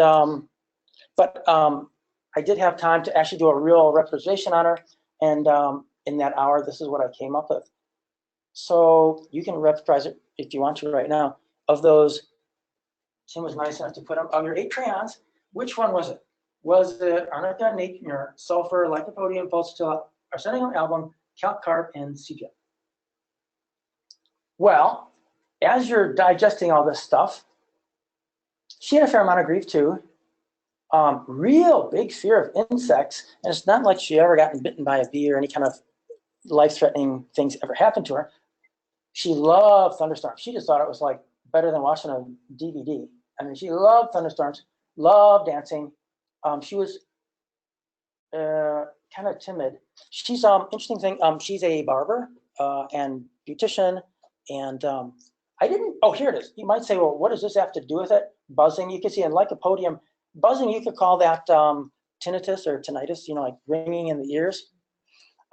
This had nothing to do with what she came in for, but when she was 9 years old, she was like playing catch or something, and she wanted to catch a frisbee or something. She was outside, and her dog kind of jumped between her and the frisbee, and she went head over heels over the dog, and wouldn't you know it, she landed head first on the cement. And she didn't have a concussion. She wasn't knocked out completely, but ever since then, she had bad buzzing in the ear. And so she's a barber, and she's with other barbers, so it's a busy like salon kind of a thing. And they're using all these clippers. Everybody has their clippers turned on all the way. And it makes her, it's even worse. She says the buzz is even worse when she's in a noisy environment. It must be like a tiled floor. So there's all this reverberation. And the other thing is, I think I messed up her hearing because she wears hearing aids now. So she's had this tinnitus for like, she's 60 something. So what's like 50 years, something like that, 49 years. And so she's got this. So I figured, well, it's part of her, who she is. So let's put it in the repertory. So let's see, where's buzzing, noise. So lycopodium's really big, and then all these other guys can have it: arsenicum, cal, phosphatum, sepia. Let's see, and sexual desire diminished. So low libido. That's not really uncommon if somebody's postpartum, or especially if they're post-menopausal. That's kind of common. Desires salt. Desires crunchy foods. Loves crunchy. Loves salty. Hates hard-boiled eggs. I was thinking causticum, because she really, really gets upset about injustice in the world, that's a real causticum kind of a symptom. She's kind of timid. Let's see, did I put down anxiety and stuff? She's the tinnitus, the tinnitus really drives her nuts. By the end of the day, and she's a really successful, busy kind of a hairstylist, so she's like really busy. She gets a lot of add-ons, so she's there sometimes. Oops, there some like 12 hours and stuff. So anyway, you may have seen the answer on there from that last slide, but what do you think? What were you guys thinking before you saw that next slide?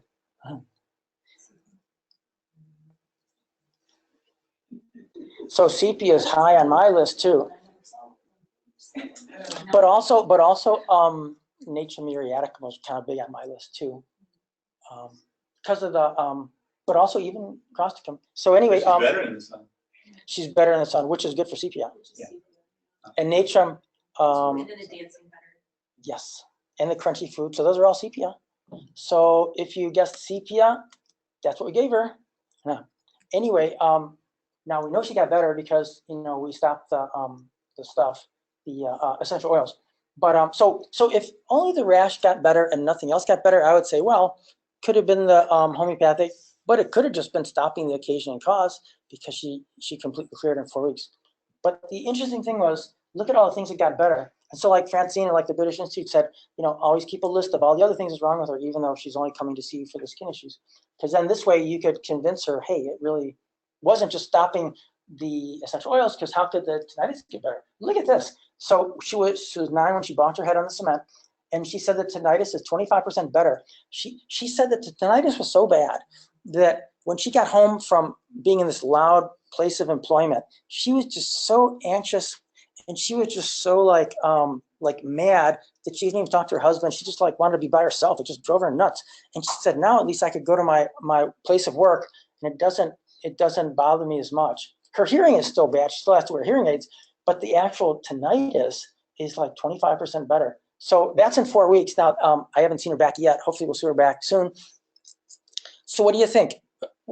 I've only had like maybe 2 or 3 people with tinnitus. What do you guys think? Does tinnitus get better with the right chronic remedy? Can it be curable, or what's your experience? Simona presented a case here of a patient that had recent onset tinnitus, and it totally went away with nothing that's wrong with it. But my experience has been, it's been there a long time. It's sort of like the vitiligo article. The longer it's been there, the less likely it is to change. But if it's acute, maybe you have a chance.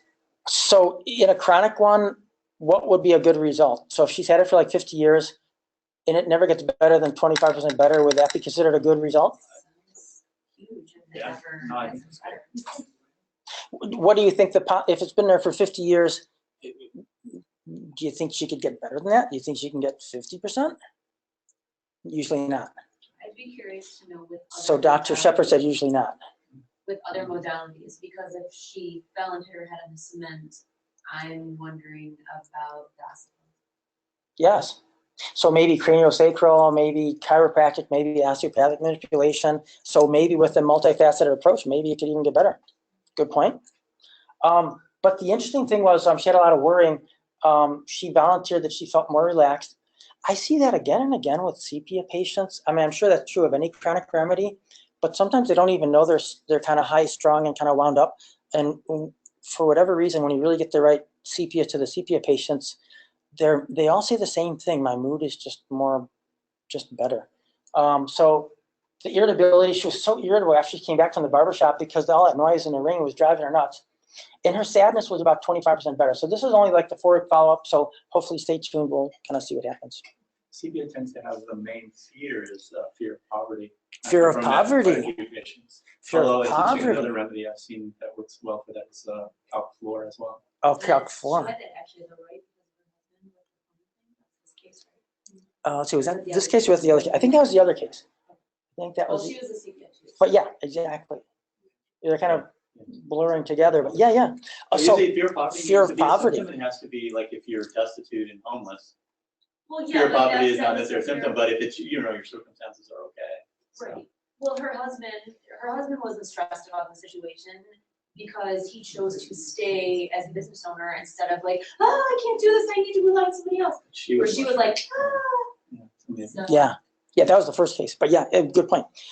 Arsenicum album, does that have fear of poverty? I know it's fear of disease. Does Arsenicum album, is that a biggie keynote for Arsenicum fear of poverty or no? Because I know it is for fear of disease, fear of like, illness. Poverty. Fear of poverty. I have 23 remedies. Bryonia is a grade 3. Bryonia, Calcarb, calfluor, serinum, and C3 grade 2. good call, Tim. Arsenicum would be in the top of the list. Arsenicum is a grade 1. Oh, only one. Okay. It doesn't matter. So you said calc fluor is a I've biggie? confirmed it in calc fluor and the sepia. What are the ones you use? Calc fluor. Arsenicum, I've never seen that in arsenicum. But that's Arsenicum, they're miserly, they're avarice. Or what? So they might be greedy, miserly, they might be cheap. Avarice, bad stuff. So Oh, they're afraid of losing stuff. But, so it's not are directly they poverty. hoarders? Could arsenicum be a hoarder? You're saying arsenicum? Oh, yeah. Because you always think of It's them a as being so substitute for a fastidious. company. They desire companies, they have to have companies. But for security. So they can, in our culture, they can have stuff. Oh, Ah, good point. Arsenicum It's a good album. replacement, you don't have to argue or you're in control. I give a good example. I teach arsenicum, at least maybe I've been teaching arsenicum in homeopathy theory, and the example I give, the caricature of arsenicum is like Monty Burns on the Simpsons. Oh, Mr. Burns. Always doing this. And he's very Ah, miserly. He's really rich. He owns a nuclear power plant, and still he's cutting corners and trying to steal candy from a baby. And remember that. That is a good mnemonic. I like that for arsenicum. yeah, no, he's perfect. He's Cool. very weak. Always wants Mr. Smithers there, but not as a friend. It's Won't just to, acknowledge it. just to help him in case he needs something. He's got to serve him. Sure, that's what it is.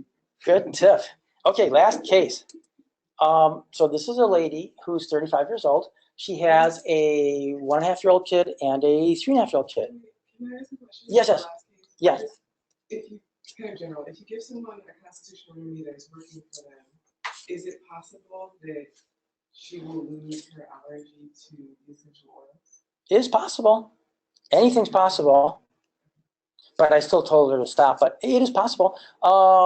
Yes. Now, I would love to see a lot more case presentations and published cases corroborating that. But when you talk to people at like big meetings and meetings like this, when you talk to people like Dr. Shepard, Dr. Chua, they have lots of experience, and you ask them, yeah, they usually say that some of those contact dermatitis can get better. Point in fact would be like poison ivy. Like it's well known that like 90% of human beings, if you're exposed to poison ivy, will eventually become allergic to poison ivy and get contact dermatitis. And we usually say for the rest of your life. But it's well known that elderly people, so if you're like 80, 90, 100, there are people who used to be violently allergic to neosporin or like poison ivy or whatever it is, contact dermatitis. And when they get old enough, they can touch poison ivy, and it goes, and they don't even get a reaction to it. So what happened?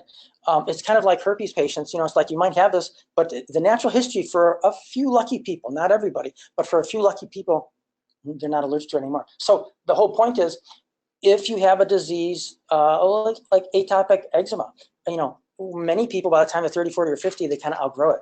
So if your body can naturally outgrow the disease, those are good ones to treat constitutionally homeopathically, because if your body has a mechanism to heal itself, that hopefully the chronic remedy will heal it faster.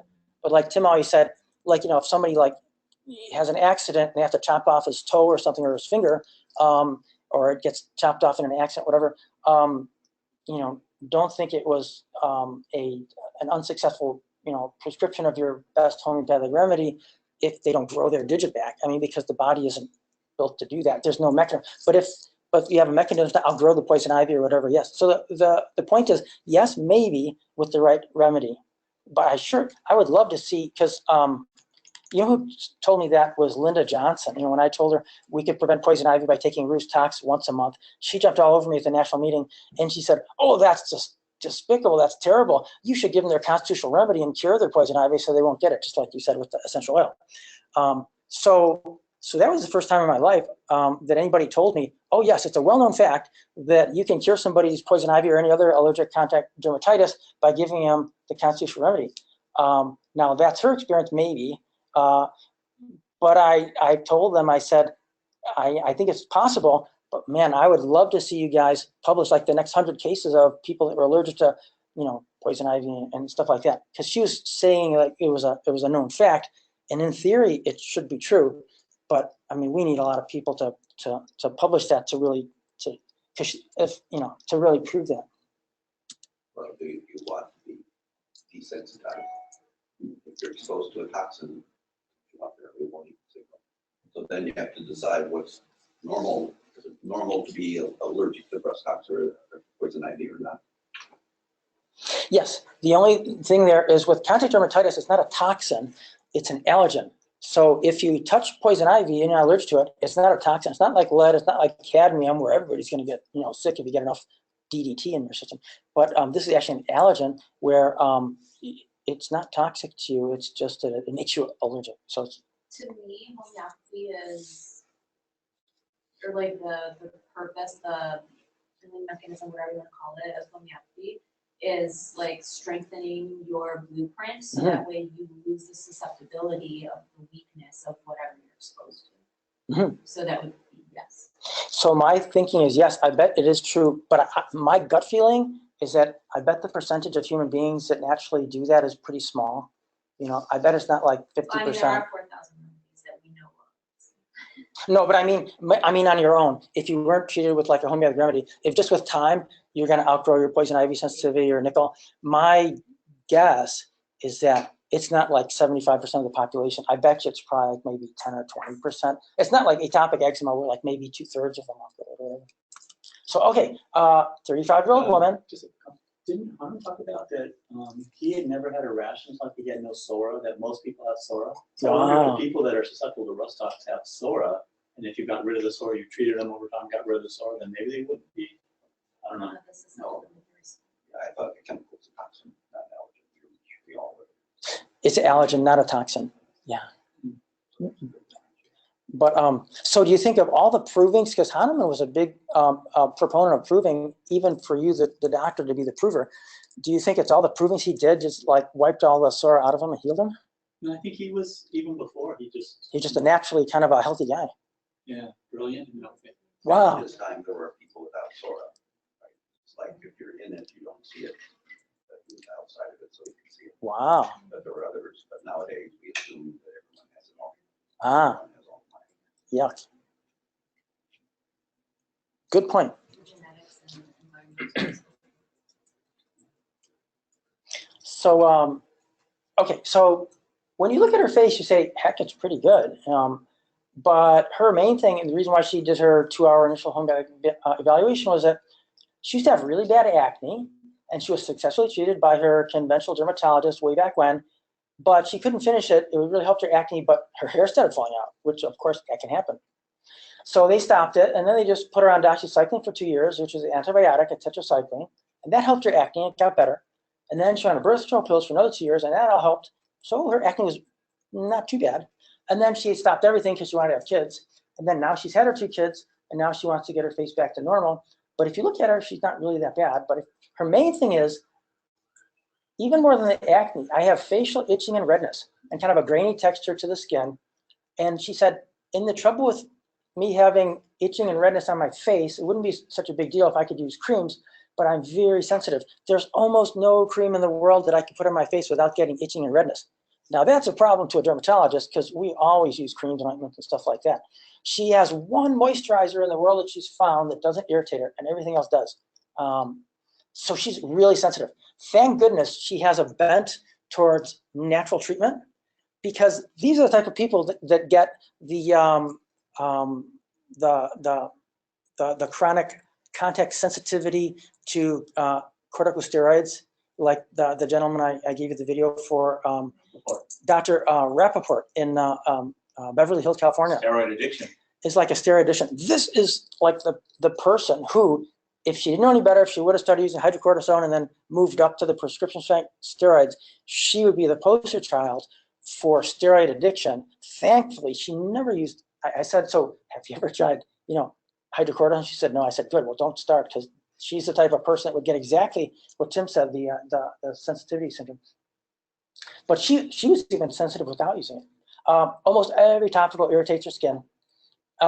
So from a dermatology standpoint, this is a bad patient to have because how are you going to treat them? I mean, you can't put anything on their face, and you don't want to give them prednisone by mouth. But this is a great indication for homeopathic medicine. Why? Because strangely enough, even though in dermatology we use tons of topical creams and ointments and stuff like that, in homeopathy, we don't use any topicals for their rashes. We just give them the homeopathic treatment by mouth. So it's actually a great indication if you can find the right remedy. So if you look at her face, she has just a bunch of little tiny, kind of bumpy, grainy papules, and she has some redness. But really, I mean, if you look at all the other patients I have in conventional dermatology, her skin's pretty good, but she's very sensitive and itchy. So in the course of a 2-hour case, you know, you're taking all these intake questions. She's a gifted collegiate athlete, top 10 school. She had scholarship for track. Now she's a very gifted high school track coach. Not only is she athletic, her husband's athletic. Boy, are her kids athletic. And she did so well with us here that she wanted both of her kids to have a constitutional prescription. And man, I mean, they're probably going to be like Olympic athletes, but they have so much energy. I mean, I was exhausted after they left my office. And they're both doing good on their remedies too. So anyway, this is after I gave her one of these 8 remedies. And even just in 4 weeks, you can see, and this the only cosmetic she has on is like lipstick, but she has nothing else on here. She doesn't have that grainy texture anymore. She doesn't have the red, tiny little papules, and the redness, the generalized redness is somewhat better. The only thing is, she was taking her remedy every night, but she got too drowsy, so I had cautioned her about stuff like that. So she actually cut down to every other night, and she says that she actually knows that every other night is the right time to take her remedy because she feels it like a few hours right before she takes it before bed. On every other night, she feels like, oh, my symptoms are kind of coming back. So she starts doing it like that. Eventually, I'd like to maybe get her to every night, maybe even a higher strength, we'll see. Okay, so what remedy did I give her? Sulfur would be good, and that's one of these. And sulfur is a real biggie for itching of the skin. Athlete, sepia. She's an athlete, so Tim says, you know, gifted athletes, sepia, athletic females. How is she in the sun? She likes the sun. Didn't aggravate her face or her skin? Did it aggravate her skin? I think it may have a little bit. She's not sure if it's sweat or if it's the sun, but from a general standpoint, she loves the sun. From an eye photosensitivity standpoint, being in the heat, she's fine with it. She loves it. But from a skin standpoint, it might have made it a little bit worse. So, hey, that brings up a good question. So when we're looking at, you know, physical generals are really huge for helping us find the right chronic remedy. And of course, like natrum, you know, is worse with sun in general, and, you know, sepia better with sun, and, you know, other remedies are better with sun.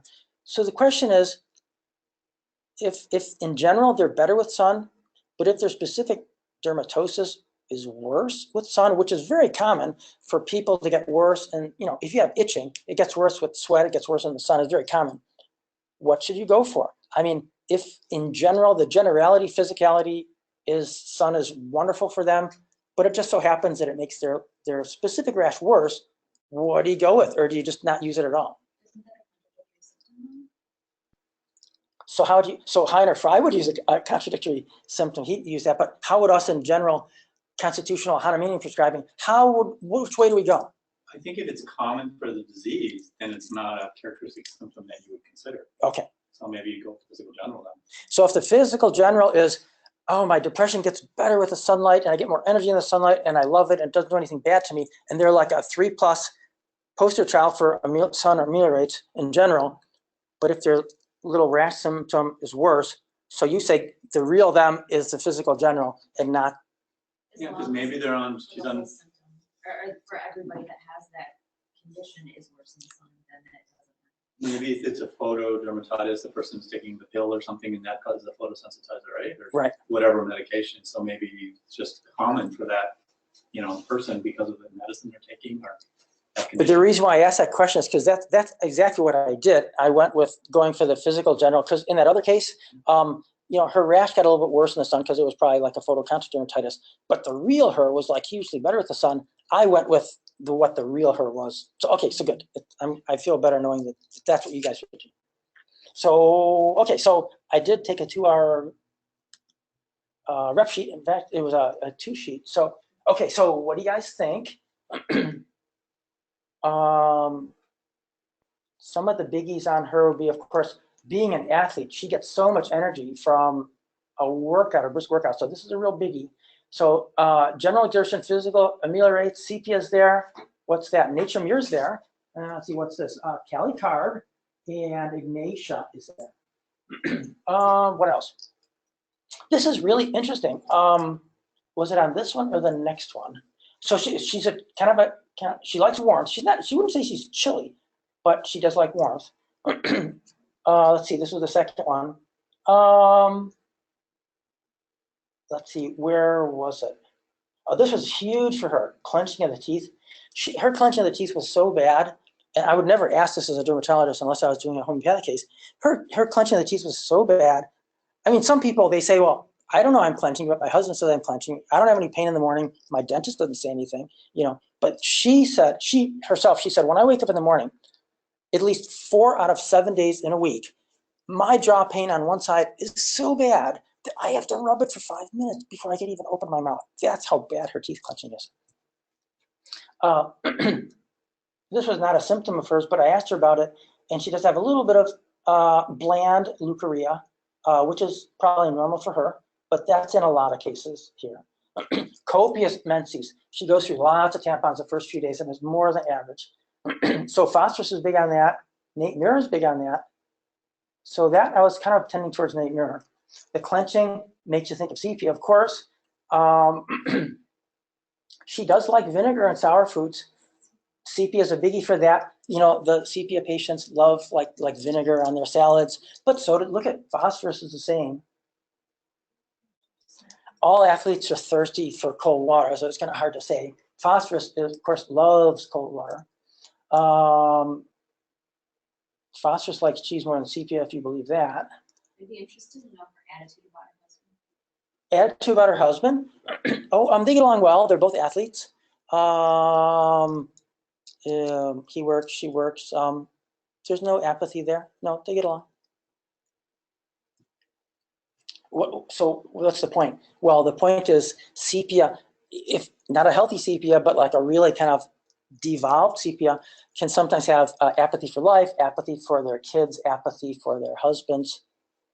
Get away from me, don't touch me, I don't want to have sex. I don't want to, I can't, I love you, but I can't stand you, get away, they're burned out. That's the stereotype that they teach.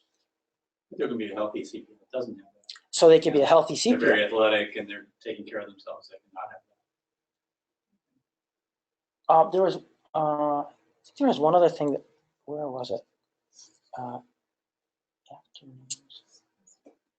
Silent grief. She did have a lot of silent grief. Very industrious. Man, did she have energy. I wish she could give me some of her energy. So, okay, so you gotta bust a move. You gotta do something. Who says Arnica? No, all right, you're too smart for that. Who wants lycopodium? She didn't really like stuffy rooms, but I mean, she's not. Nobody likes lycopodium. Who likes pulsatilla? Who likes Nate Muir? That was of my top 2. Nate Muir was there. Sulfur. I mean, the itchy skin. Even if it's just a localized prescription, it might not cure anything else, but if it helps your itching or sensitivity, it could work. Calcarb, arsenicum, sepia. Who wants arsenicum? Calcarb, no. Sepia. 1, 2, 3, 4, 5, 6, 7, 8. We're 1, 2, 3, 4, 5, 6, 7, 8, 9. It's unanimous. Well, you're all wrong again. Well, no, actually, you're right. I couldn't fool you. So, but look at this. Is this ever cool? Well, anyway, we know that her skin was somewhat better. So we already showed you that. The funny thing is, I've had more than 1 or 2 or 3 CPAs all say the same thing, that they can't take it in the morning because it doesn't make them sleepy. It just makes them kind of chilled out, kind of like relaxed. But to the point where I can't do my housework, or I can't study, or I can't have you seen that? Yeah, sometimes remedies will affect people. They get more energy, sometimes less. I tell people, if it gives you more energy, take it in the morning. If it gives you less energy like that, take it in the evening before bed. Just Helps your sleep. Exactly. So, but in particular, I've seen that more for sepia than a lot of other polycrests. Do you? Or is it just, it's just individual? Back of the focus is what energy is always one of his ways of determining how the remedy is working. Every remedy affects the energy. Okay. Especially on that line, the rubric you used, physical exertion, there's also generalities, activity and motion. Because exercise is such a big thing in our culture right now, we have to be careful. Oh. People say they like exercise because they're supposed to. So would you combine all three of them into one thing? Sometimes you have to combine all Combine three, them. and sometimes you have to ask it negatively. So if you To don't make sure have that activity, oh, okay. that they're supposed to exercise. Let me ask him. How do you feel if you don't exercise? And if they come up with a mental or an emotional symptom, then it's more likely to be severe. Oh, so if they say, I don't get my physical energy fixed for the day, I feel depressed and sluggish, then that means that the activity is a good rubric. They say, I feel guilty or I should have done it. Oh, but if it's my energy is lower, because it is kind of like when you're talking to patients before you go to your repertory, just as kind of like a little mnemonic. And there's many other remedies that do it. But when people say my energy is way, way, way, way, way better, even if I'm tired, if I get like physical, really intense energy, I get better energy. I always think of Ignatia, Sepia, and Nate Muir. How about you guys? That's the physical exertion. Physical It's not exertion. free, but Laxus also has it, and it's not in that rubric. You have to use the other. Even lactosis. Good point. And with sepia, it's vigorous exertion. It's not like, and it's under, there's a rubric for a better exertion, vigorous, and like sepia and it's like a 4. It's like So vigorous, like running. It's not so much like pulsatilla is better, walking maybe slow, Gentle outside, motion. or Ferrum, same thing, but if they walk fast or worse. With Napnir, but with sepia especially, it's vigorous exercise. And it's under walking fast familiar. So it's vigorous exercise. Good point. I have a question because, I see the students and it's one of the things that I sometimes want to know. And they say, I ask them, if I end up asking them about exercise, a lot of times they'll tell me they don't have time. Yeah. There's no time for exercise. Do the sepia actually make the time, go out of their way? I think with sepia, it's like you can go from 0 to 100 and feel amazing. Like you could be exhausted, but as long as for whatever reason you made yourself do it, then you're like, yes! And you're like at a total high. But whereas normally it would seem like if you have kind of that humdrum over energy and you fully exerted yourself, you'd be more exhausted. Right. And sepia is like amazingly charged. Right. So then a sepia you would think would make that time to exercise, no matter what your schedule was. And sepia can get really burned out where maybe they get chronic fatigue or something, and then exercise can make them worse. But then before they were better with exercise, they get to a point they're sick enough that they're worse. If it's I've seen that. Then that's like the normal thing. But the history is that in the past they were better than now. Maybe. So what happened? So we know that the rash got better, but this is interesting. When a person tells me that I feel more like my original self, I mean, that's important. But when a person said, my husband noticed, who doesn't even know what I'm doing, that, hey, you're more like your real self, that to me means something. And so that's exactly what happened. The husband was like, hey, you're more like your real self. And even she said so. This is amazing. So 4 out of 7 days, she always woke up with right TMJ pain. For the last 2 weeks of the 4 weeks of taking the remedy, she didn't have any TMJ pain, which was pretty remarkable, even in her estimation.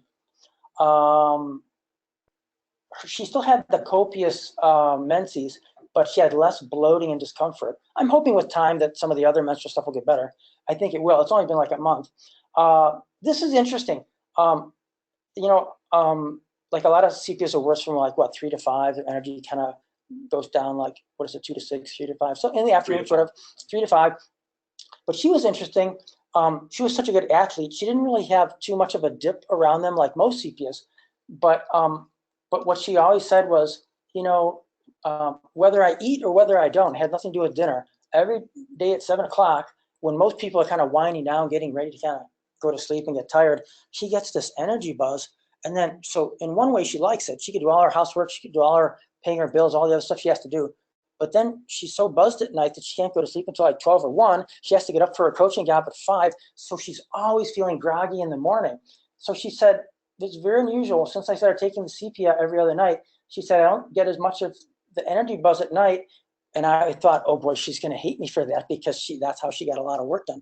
But she said, honestly, it's kind of nice because now around 9:30, when I should have been going to sleep anyway, she said, I'm kind of appropriately feeling like, hey, I think I'm going to go to bed. And so for her, it's actually been pretty good. The other thing was when she would get to bed, 12 minutes, whatever, it took her 60 minutes to go to sleep. I mean, she tossed and turned for 60 minutes. And now with the CPS, she does 30. So these are all reasons why I think the chronic remedy CPS is helping her. And finally, about her mood, she said she's better. She's calmer with the kids. Things don't fluster her as much. And she said, nothing's changed. My kids are still rambunctious. They have like tons of energy. And nothing in my life has changed, but she's not as critical of herself. So do a lot of CPS have a lot of that like self-critical, self-reproaching thing? Censorious. Censorious. Doesn't specify self. Just censorious. Okay. So I was pretty happy with the results, and we're going to monitor and kind of see if she needs more doses or whatever, but that was the case. So what are these 3 cases? So this is the end of the lecture, but just let's summarize. So what do these 3 cases have in common? Obviously, they're all women. They're all 3 good represented cases of sepia. What else do they have in common? Thinking of keynotes and stuff. Better with the sun. Better with the sun. Worse with postmenopausal, 2 out of 3. But the other one was worse after childbirth, even though it was like a year and a half after. So that's like worse after. So sepia is a good remedy for puberty. So the first, the sexual change, post babies, and also postmenopausal. That's at least what they teach us. So what else did it have in common? They like the sun. At least one of them had the TMJ. No, 2 of them had clenching. So that's a good sepia. 2 had clenching. Intensity. I would say intensity. Intensity of personality. Well, their symptoms. Oh, intensity. Let's see, what else they have in common?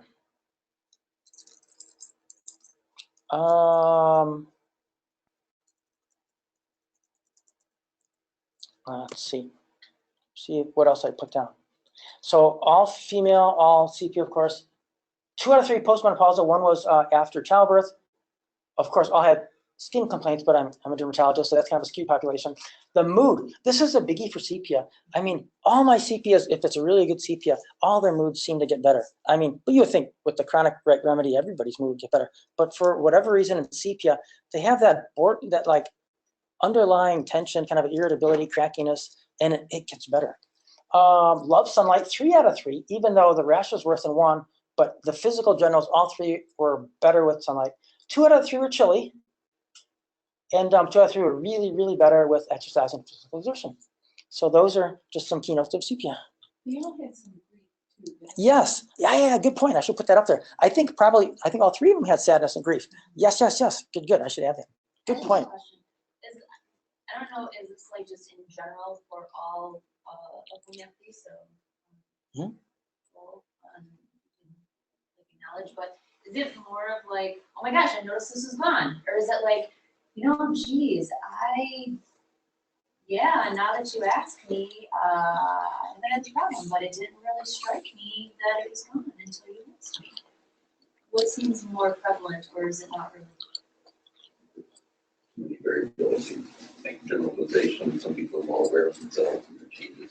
Some people didn't expect it from the remedy, but another reason why they improve. But if you're doing a full workup on the first visit, then you tell them what to look for. And you get more clear answers. And some people don't understand, if they have a physical problem, they don't understand how remedy can help them emotionally. So you have to talk about it, and then they'll tell you in the follow-up. Yeah. Oh, even like with the lady with the constant herpes, like, oh yeah, I've been dealing with new ones. One goes away, another one comes back like forever. And yeah, you're right. I guess I haven't had a new one. I was just curious if it's just like, oh yeah, it can be a gentle thing that is kind of not even in your awareness, or is it more of like, oh yeah, well, sepia and lycopodium and pulsatilla, obviously I'm just throwing names out there, but they recognize this more gently, where these recognize it more abruptly. Like I was just curious. If you tell them what to expect, then it happens, they think you're off it. They think it's ridiculous going to happen to them. So it's advantageous to educate them. But I agree with Dr. Shepard that I think it's just an individual thing. You know, some people are really in tune with their body. I mean, if just one little hair on their head is off, I mean, they'll know it. And other people, I mean, you could cure their depression, they might not even know it. You know, so I think that it's just an individual thing. But some people have more body awareness and emotional awareness than others. I'm teaching homeopathy. I'm going to teach follow-ups this week, and one of the things we talk about is when the patient comes in and says, well, you say, well, how are you doing? You say, nothing's changed. I would estimate about half the time people are wrong because something has changed. If you think about it, you know, life is different. So there's little variations, and really need to be aware of those little variations to see the big variations sometimes. And some people, you know, a good percentage of people are just not. They're trained. I think they're trained by conventional medicine. You go to the conventional doctor, you got 5 minutes, and he's going to give you a prescription. And if you start asking questions, he's gonna get pissed and walk out. That's true. So they learn not to be observant. I think that's what the current system teaches people. I have a one patient in particular that every time he comes in, he's like, I'm not feeling any better. So then I ask those questions, you know, well, what about this? What about this? How's this? Let's take these measurements. Let's do this. And there are tons of, you know, very obvious changes, but he's just not paying attention to them. So I was just curious if it's part of the symptom picture, those awarenesses and abruptness and things like that, or not really. No, that's not uncommon. One of the write-ups was that you have a patient like nitric acid, something, I forgot where I read this, but they'll tell you that nothing's working, and you tell them, well, maybe we should stop it, and you go, oh, no, I'll continue it. You know, it's when you tell them, okay, it's not working, maybe we shouldn't do it, now they want to do it again. So focusing on the negative. It's focusing, like, I really think, you know, taking, like what you do, you know, taking down the parameters that you can review. That's yours, Tim. So I wanted to thank Tim for, this is like many years ago that Tim shared with me his sepia genius. And this so, is not me, this is Andre. Oh, is that for Andre? Okay. But courtesy of Andre. Okay. Well, but anyway, I mean, but think of all those 3 cases that had so many of these. I mean, you know, not everybody had the cracked heels or whatever, but so it's very helpful to know the genius, because at least you can, even while you're just asking them the questions, even if you're not on a computer, you're still thinking, well, okay, this physical general is more towards sepia, but this one is for this. So it kind of helps you kind of sort things in the back of your mind before you're officially doing it. But that's great. That's what they call a genius of the remedy. Do you have anything to do? Not that I noticed up there. I don't get so much with the sour foods. Uh-huh. I wanted to say. Yeah, it's not so often. Not so often. Right. You know who really thought so was Anya Troya. Really thought that the seeking sour and vinegar, where she practices in Ontario, Canada, that's a really biggie for her to think of sepia. Oh, like you put on your French fries and stuff? Yeah, vinegar on French fries. Oh. It's like in Belgium, Victorians, they do mayonnaise on their fries. Fat and fat. So you gotta look at the food of the culture and what's normal. Oh, so maybe vinegar isn't such a biggie here in Chicago. Weird for us, but it's not weird for them. It's normal. That's a Canadian? Yeah.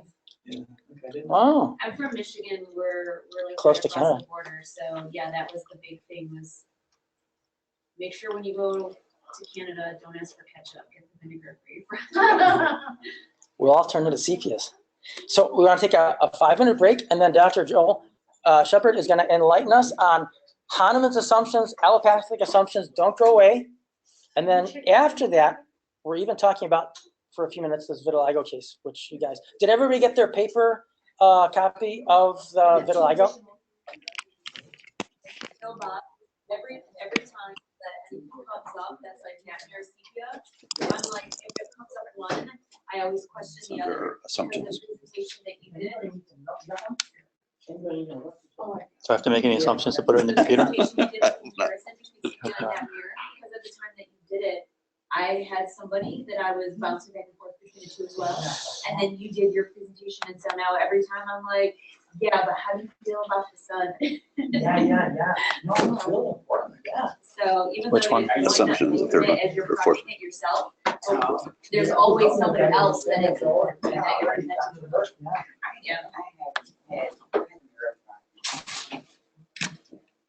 It's a good meeting today.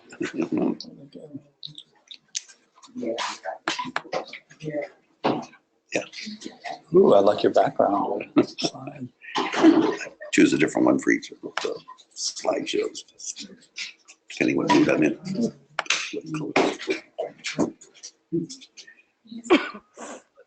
Hi, Amishi. Hi, Dr. Fear. Good morning. How are things in the Bay Area?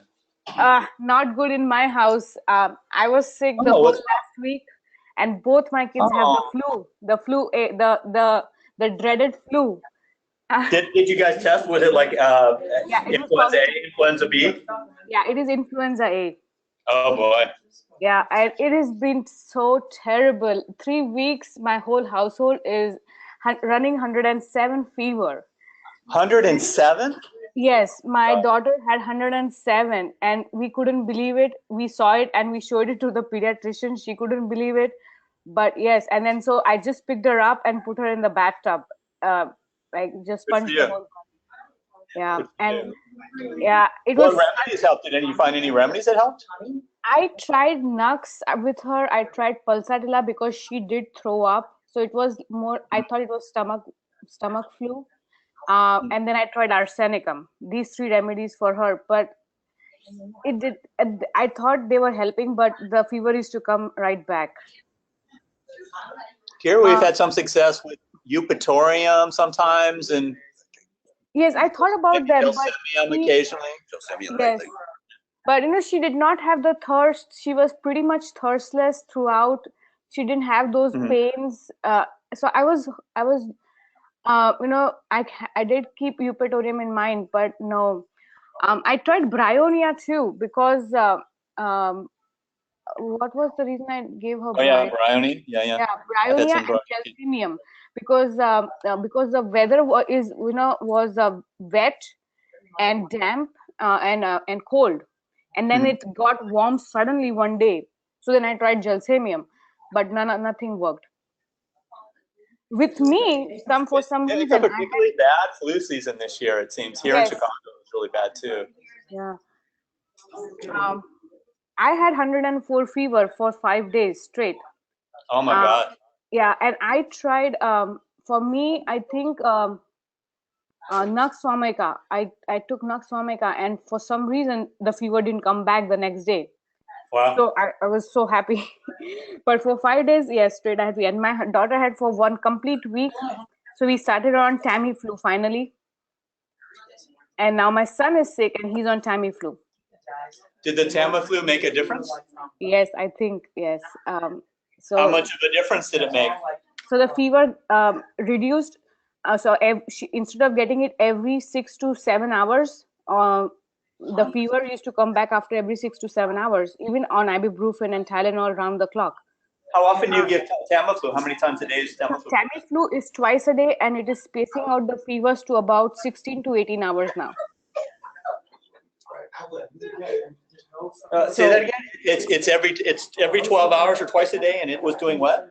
Yes, so Tamiflu is twice a day, and the fever now comes back after about 16 hours, 101. Like when it's wearing off. Yes, so we are hoping that she's already out of it. Yesterday she did not have any fever. First day in last 8 days she did not have fever, and so I think she is pretty much out. But we'll still keep we'll just checking her. My son still has the fever, so he's day 3, and we started him on Tamiflu yesterday. So he's still running a fever of 102. Any side effects? Any side effects from the Tamiflu? What's that, doctor? Any side effects from the Tamiflu? No side effects. Not so yet, because I was dreading. I was so hesitant, but so far it has not given us problems. Okay. I think because there is such an outbreak, it was like a pandemic this year. Yes. I imagine the Tamiflu would be hard to get. I mean, the pharmacies were probably running out of it. Yeah, but I probably they were well stocked up. Mhm. Yeah, but even in at the clinic that I see patients, unfortunately I can't do homeopathy there. Sometimes I recommend it, but I had seen at least 5 or 6 adults with same symptoms, 104 fever. I've never seen adults with 104 fever in practice, and luckily they came to me on day 4 and day 5. So I'm like, okay, anyways, the treatment is symptomatic, and it seemed to have worked with them. I have had 5 patients, elderly patients with comorbidities, end up in ER with pneumonia. And this season has been, oh my God, I mean, it is very surprising that it has hit, I don't know if it is viral or bacterial, but these, so many patients having respiratory symptoms and then having pneumonia. I've had a couple people close to pneumonia. Maybe they have, luckily not to the ER yet, but I probably don't see as many patients as you do. Wow. And you know what? We just got a handout in the clinic that was circulating that no matter if you have egg allergies, you still can take the flu vaccine, not a problem. So did you guys get your flu vaccine this year? No, Before? but I Okay. have to share this with you. I was so upset at my pediatrician. So when my kids came back positive for the flu, she's like, oh, your family does not do the flu vaccine. Next year, if you do not do the flu vaccine, I do not want to see you. So, and I was like, what? So now what? When you went in with the flu with 107 fever, they wouldn't see you? No, they did see me. That's abandonment. No. They saw us, but she said that next year, if you do not get the flu vaccine, I will not see you. Like, she wants us to get the flu vaccine. Find another pediatrician. Find another doctor. Yeah, it is so difficult here, Dr. Fear. It's unbelievable how it's like a mafia. Like you talk about vaccines and how you don't want to do them. Oh boy, you should see their whole mannerism changes. I mean, you are treated like a criminal. Yeah. I should share with you. I found there's a Department of Justice report. The vaccine court. They give out. They're the ones that administer the National Vaccine Injury Compensation Program. And I have a DOJ report from one of their attorneys. It's a slideshow. In 2016-17, over like an 8 or 9 month period, the number one cause of awards in the Vaccine Injury Compensation Program is a flu vaccine. 80% of the awards they give are because of injuries from flu vaccine. Oh. You want me to send that to you? Yes, please, doctor. I will show it to my pediatrician. Well, no, don't show it to them, Amishi, because it won't change their mind. But I mean, just for your own information, it's like there's reasons not to get it. It's like you said, it's more like a mafia. They're not gonna. Data is not gonna change their minds. All right, Dr. Fear, I won't share, but I think it would be just good to have it for my own sake. Yeah. Here, let me send it to you.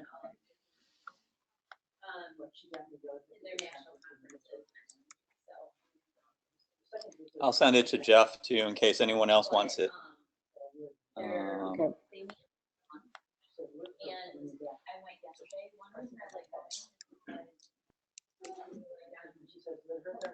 If I can find it.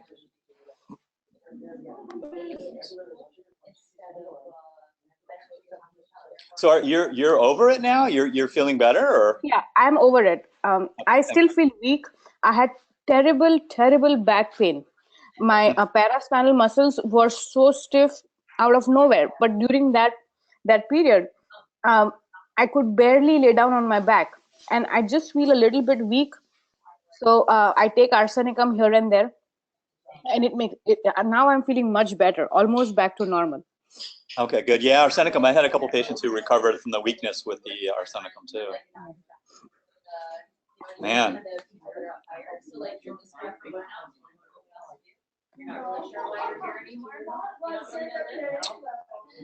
Because everybody else has it, but volunteer, you don't have it.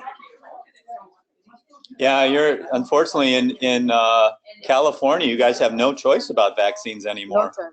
Yes, You have that's to get them. I mean, for the kids, you have to get them, or you can't send them to school. yes, yes, and that is what I was arguing with my husband. I said, you know, I don't care what their intent is, but they can impose such things. You know, I mean, the parents should have the right to decide for their kids. I mean, it's such a, you know, it's Well, such a the lame parents debate. have the right. If you don't get the vaccines in California, you can homeschool your kids, but you can't. They can not let them go to school, right? I mean, that's Yes, that's the way it is. Yes, yes. yeah. But No, then it's crazy. homeschooling is In a big Illinois, we still have responsibility. religious exemption, so. Yes.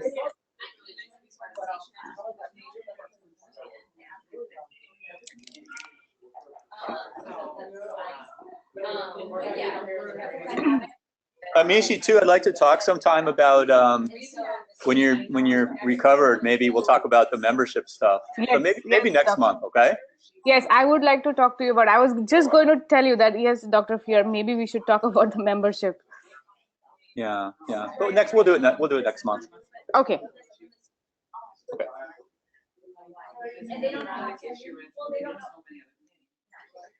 Whenever you're ready. Okay, yeah. So I'm not there. And I'm not, I mean, if people want to do it, like, all that, they can do things different. I'm not gonna jump up and down and recommend people come to the.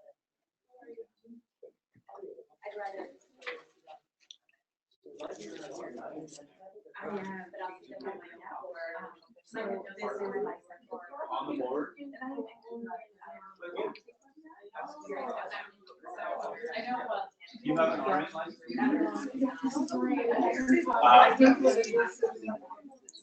These people don't have to do it. Thank you. When I was saying. Okay.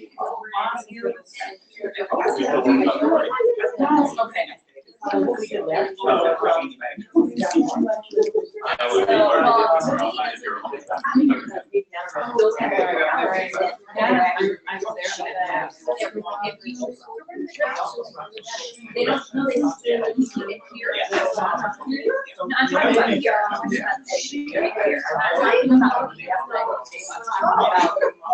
So actually, You always kind of like that for I just want yeah,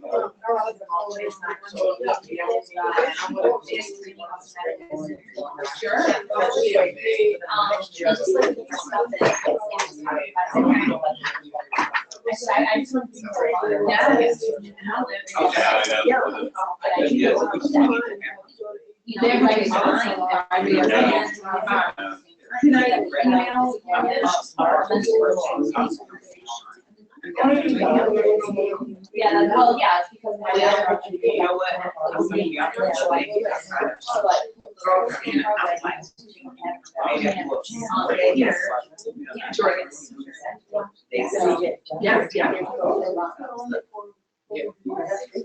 so they're like, yeah,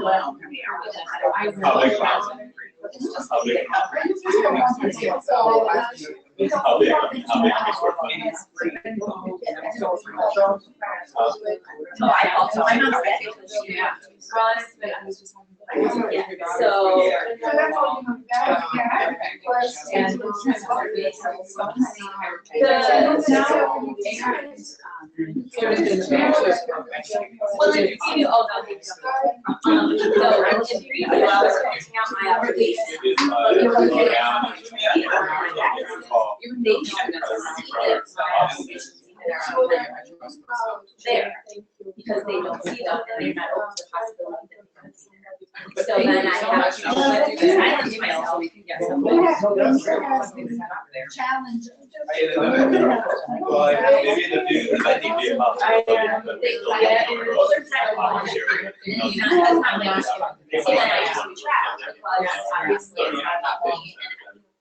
my duty, it's not my ever, it's not my never here. But then I'm not referring to them, so that way they're there. But they're on time. I'm not doing with me. But I'm not, but it's not my strong, it's not working. Oh, Mark. But my point was,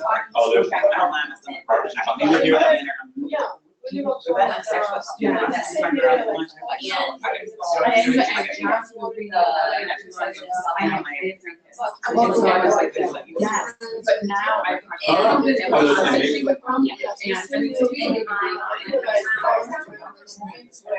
We've been to so many of them, we've been to several of the places. I will. Yeah. I don't think they want the family, they want Oh, yeah. Okay. Yeah,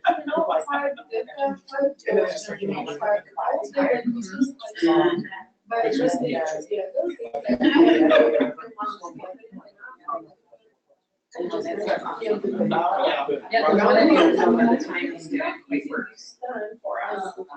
Oh, yeah, some girls are into that, the boys too. Okay. I Well, her parents, and you really get to understand things, you get to, see how he actually works. they don't have, Oh, they, yeah. her dad is older, like,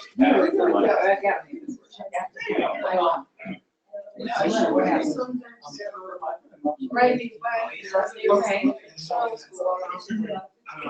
that's a lot.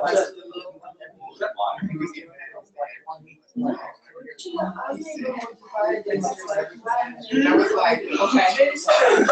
Which are you in? They're live. So I can adjust it. and then in there, I can make it every minute 25 minutes. what was your plan? Depending on, you know, what they're running. And I was like thinking. Well, yeah, I really should leave it 1:30 and this is, 1:30, I don't want to go that long. well, so that should work, yeah, that should work. Because I really.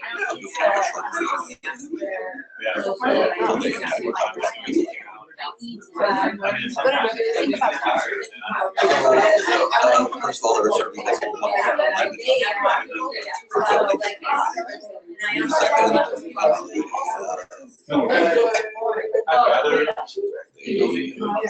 But it's also nice to go somewhere and to be acknowledged as an individual, than to be like, oh, your knowledge spreads me, so I had to show you a way to show you up.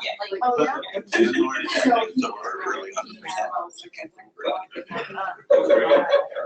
Yes, and then, What about this year? Francine, is it here? What? So,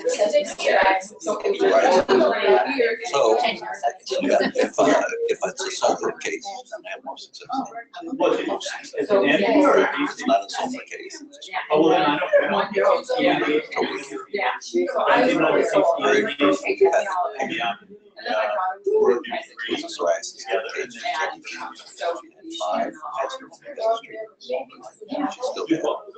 If you just pour it, it's probably. Yeah, it's true. Not 90, right? Oh, so that told you right away.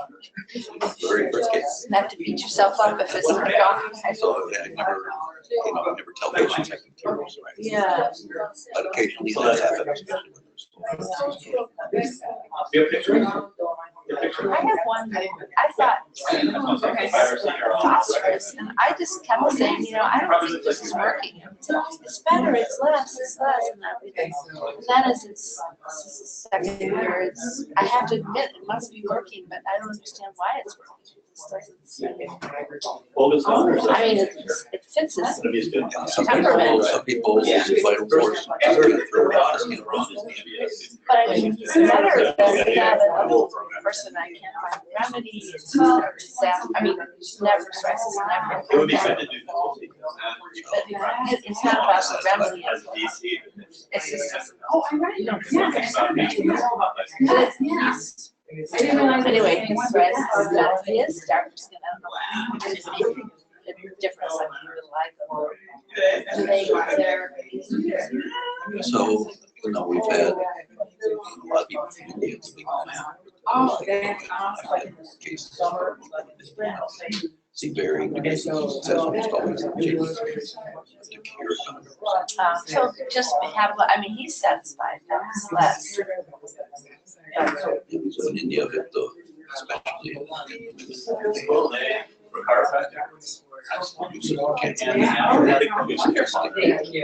so I looked that up. Turns out the early stages.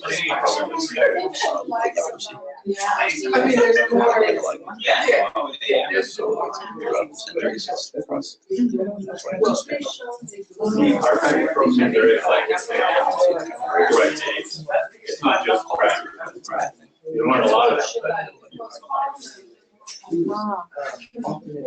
Here it looks like it is good. The naturopaths. It's like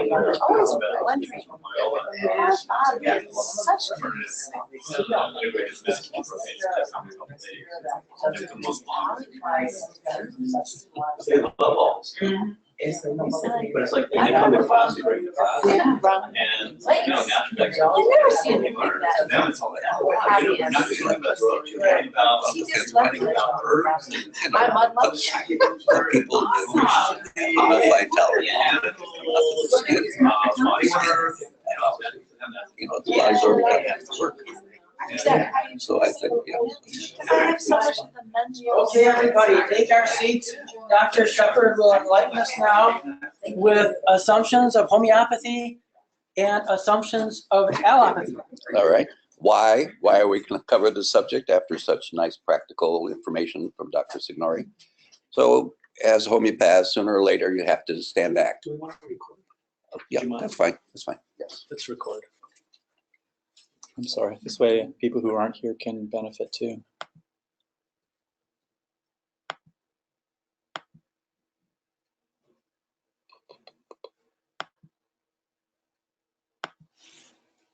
Why is it not letting me record?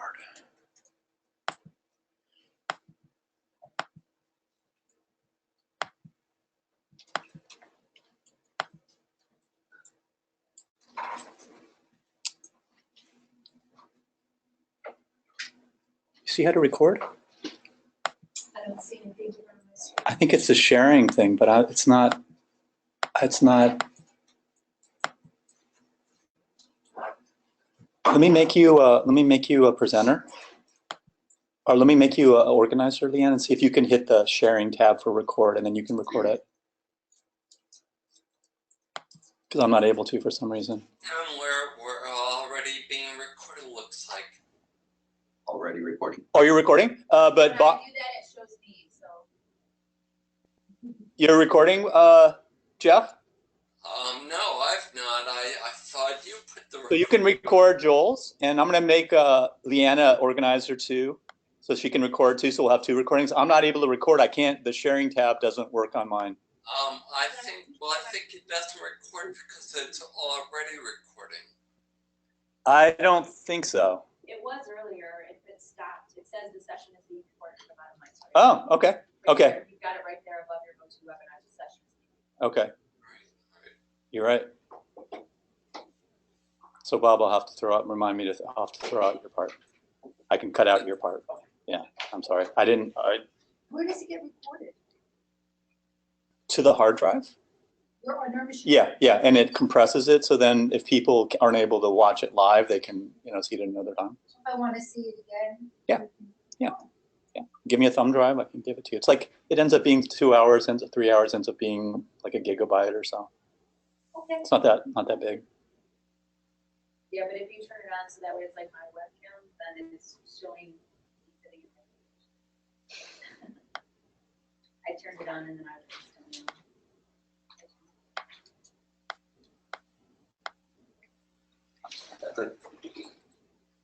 so Tim, and mine. I don't know if it makes a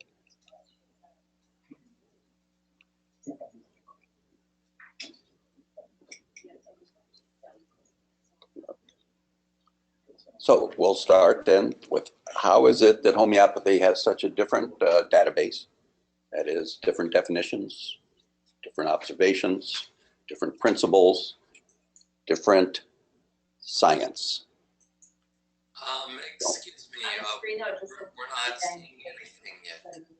not yours. I didn't hear what Jeff said. Jeff, we- No, the screen is not being shared yet. Joel, this is what it So is. right now, Tim, you need to show your screen if you're the presenter or. Not connected to your PowerPoint. Okay, this is where the sharing tab is not working. All right, let me switch presenters and not yet. And let me just go back and put you as the presenter. And now you should have a dialogue saying. Okay, now I see show my screen. All right, Okay, great. got it. Perfect. Thanks. Okay, actually on my, I don't know if I did it for somebody else, but on mine, it showed that I was the presenter, and so I changed presenter to Tim, and now it's showing up his on my screen. Okay. Maybe when I made that change, maybe the organizer gave you the presenter. Can you see it now, Jeff? Yep. Okay, good.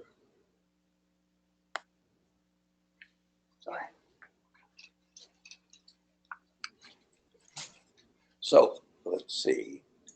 All of us have spent a lot of time in mainstream science thinking, right? We are all trained to think in the usual scientific method. So it's difficult to make the transition to thinking like a homeopath. That there really is another way to do science, another way to accumulate scientific knowledge. So we use some of the same words as mainstream medicine does, such as the word disease or cure or health, but we have totally different definitions, at least as in our minds when we say it. So we're always going to be at crosstalk with mainstream medicine, and you have to be aware of this. We have to bring out what are the assumptions in homeopathy that are different than the mainstream science allopathic view of science, and show that both are real and both are possible. How is this? It is due to the assumptions on how we look at reality, how our worldview is developed. By this time, most of us have reached this stage in our life. We have very well established in our mind belief systems, worldviews, presumptions about reality and nature, and it's hard not to change. You know, it's hard to change and hard not to be able to see another point of view. So we have to state these usually unstated belief systems. I'm going to use this. So here's some visual aids as we're talking here. It turns out that our belief system limits what we actually are able to observe. What we perceive with our senses is limited by our assumptions about how the world is, how it should be in our minds. Okay, so this is the first step. That it's like talking about religions. You know, how do you challenge someone's belief system? It's the same thing with modern science. How do we challenge the assumptions of modern science? They're so well established, we don't even think about it, that there's other ways to think. Well, people do have different assumptions about reality, about nature. We often don't bother stating them out loud because it just causes controversy. But these assumptions about reality lead to different scientific questions, and you do different scientific experiments.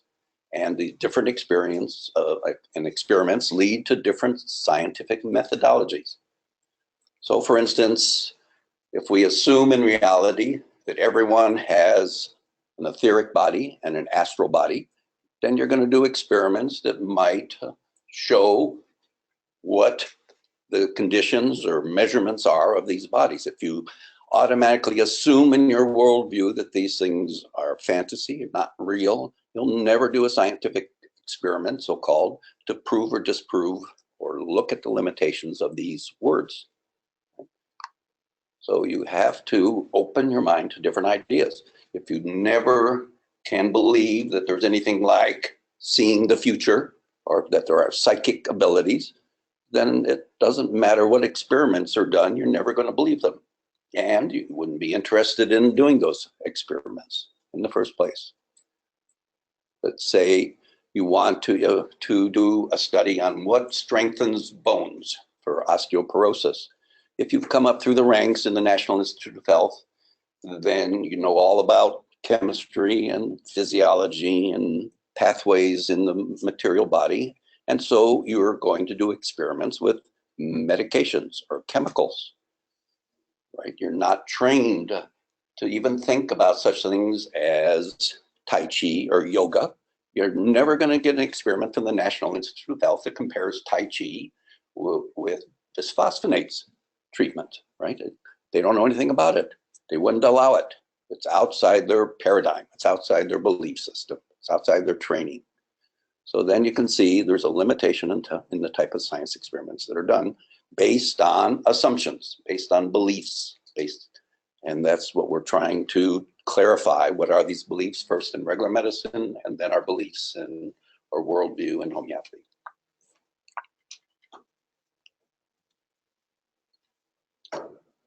So the worldview on the edge there of the slide then leads to what you decide to do.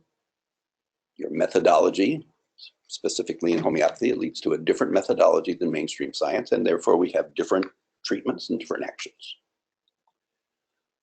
So what are the belief systems, the assumptions of mainstream medicine, which we'll call allopathy after Hahnemann, and specifically the modern allopathy as opposed to the old allopathy of Hahnemann's time? We now would call it biomedical allopathy. So for simplicity, we'll use 4 key points. This is not necessarily including everything about modern medical thought, or these aren't the same words that everyone uses. It's, for instance, some people, instead of using the word materialism, might use the word naturalism. But for making useful distinctions, we'll consider these 4 points: materialism, reductionism, the universal commonalities belief, and mechanism. Most of us have been had some exposure to these words. Let's talk about them for a minute. So materialism, right? That reality is material. Science can only explore material things: physical, chemical, biochemical, physiological. And that is the purpose of science. That is how you determine what's real. That is how you determine what's truth. Only things that are material. This framework is taken for granted in standard medicine.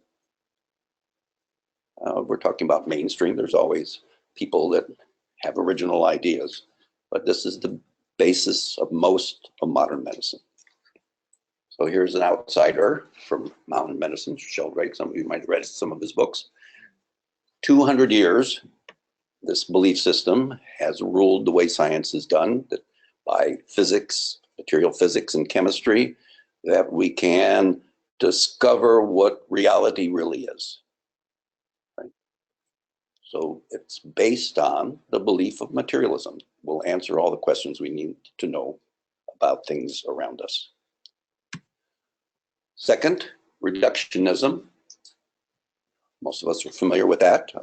Dr. Fior mentioned that today, that we learn about things around us, inorganic things, by analyzing or taking apart all the basic units and building it up to a whole. This way of thinking is extended to life. The basic units then must exist in a living organism. And if we understand all the basic units or components or constituents, then we understand the whole.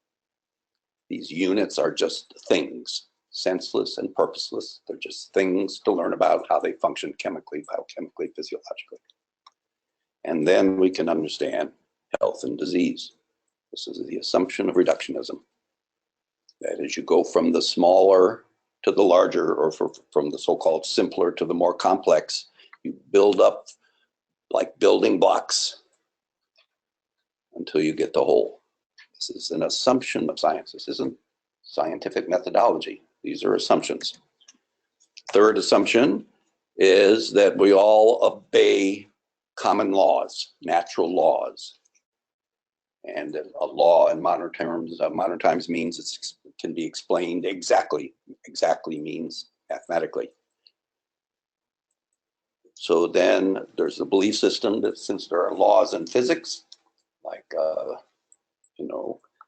for every action, there's a reaction, then that law, those laws in inorganic things should apply to organic things, living bodies. Right? We have the law of gravity, for instance, right? The law of attraction. So then if you use the generality, you say you're standing on leaning a tower of Pisa and you drop a cannonball in one hand and a coconut in the other hand, they'll fall at the same rate, given or taking away friction and other variables. So what happens is you got the generality, the law of gravity, and you ignore the individuality. Doesn't matter whether it's a cannonball or a coconut or a grapefruit. Those things are ignored. What's important is the general law. This idea, this way of thinking is applied to physical bodies. Right? That even in biology, then there are these universal things that can apply to everybody. Do we have laws in biology? We can't, for a couple reasons. One, we can't mathematically exactly describe the physical body, even the material body and how it works. And two, there's another definition of law from a philosopher, a modern philosopher, and something can be a law if there are no exceptions. So we can't say law, even in homeopathy, because not everyone's been sick and we don't know if the law of similars will apply to everyone forever in the future. So the word law has a strict definition in mainstream. It would be more useful to say lawfulness, like lawyers do it, politicians think. The more it's in use, the more the law is known from its practical applications. So it's more like lawfulness rather than law. However, mainstream science insists that the human body follows laws. Laws are the same everywhere and everyone. Here's some examples of laws in physics. And do they apply to life? Well, there's a big, section of science about laws applied to the human body. Here's one. This is Boyle's law, the gas law applied to the lungs. Well, of course, look at the middle part of that and the bottom there. Boyle's law, you've got a cylinder that's the same size, the same shape, it's inactive, it doesn't change. And then you can measure volume versus pressure. Do the real living lungs do that? I mean, they're permeable, they change size, they change shape, they change function depending whether you're sick. There's so many variables in a living lung that Boyle's law, or the gas law, is an approximation that isn't useful, at least to a homeopath. It's too general, it ignores too many individualities. Same thing with, proportion of surface tension and size. The lung blebs are not fixed. They're not impermeable. They're not solid. They don't stay the same for a minute. So these laws are too general to be useful to individuals. It's interesting, when I learned about pulmonary function testing, one of the things you learn, it's totally effort dependent. Someone can do a pulmonary function test and get horrible results just because they're not trying their maximum. They're just like, they're not like, so it's effort dependent. So mental aspect is involved, but how do you take that into account? That's right. So this is ignored in mainstream science, right? They talk about it, but they don't really, Yeah, they ignore it. They've taken the ideal, supposedly, situation that's supposed to apply to everybody. So this number 3 assumption. The number 4 assumption is mechanism, that we're like a machine. We learn all the functions of the parts and how they're working together, and then you can explain life. The modern machine, of course, is the computer. Computer is short for computing machine. It's still a machine. Here's terminology of computers, for instance, and the equivalent of being applied to the living organism, the top row. So we have components, or the little parts. What are the parts in a living organism? Here they're showing genes as the parts. And then we have, changes in how those parts function, the gates in the computer or the electronic circuit, and the synapse in the body, or the junctions of the cells together. And then we have them working together, modules or circuits, electronic circuits. And in the human body, they're called pathways, chemical pathways. And then you have the basic unit. We have cell theory. We're made of cells. That's a basic unit in life. The basic unit here in our machine is the computer. And then we have networks of computers. And what happens in a larger complexity in this way of looking at humanity is that the cells get together in tissues and organs, right? So we have a model based on machines of how the body works. Genes and synapses and chemical pathways in cells and organs. This is an assumption that we can be explained just like you would a machine. When you have these assumptions, then the scientific so-called method is based on these assumptions. It's not knowledge in some vacuum that's developed. It's not knowledge neutral. It's only based on observations you're willing to make and experiments you're willing to do, and you ignore everything else. You assume that the experiments you're doing are the right ones, but it's based on these assumptions. Right? So the modern scientific, mainstream scientific method is hypothetical deductive. You assume that you're asking the right questions and that are going to lead to useful generalities. Maybe we can take a different example than dogs here. Let's say everyone with diabetes has a high blood sugar. Therefore, we have a patient with high blood sugar, they must have diabetes. It's that type of thinking. So those of you with critical minds can think of a lot of other reasons why the sugar might be up, rather than just the diagnosis of diabetes. But this is the way deductive thinking goes. So then we assume this is the way to do science. You make observations, ask a question, form a hypothesis, conduct an experiment, draw conclusions, report the results. Sounds scientific, but which observations are you making?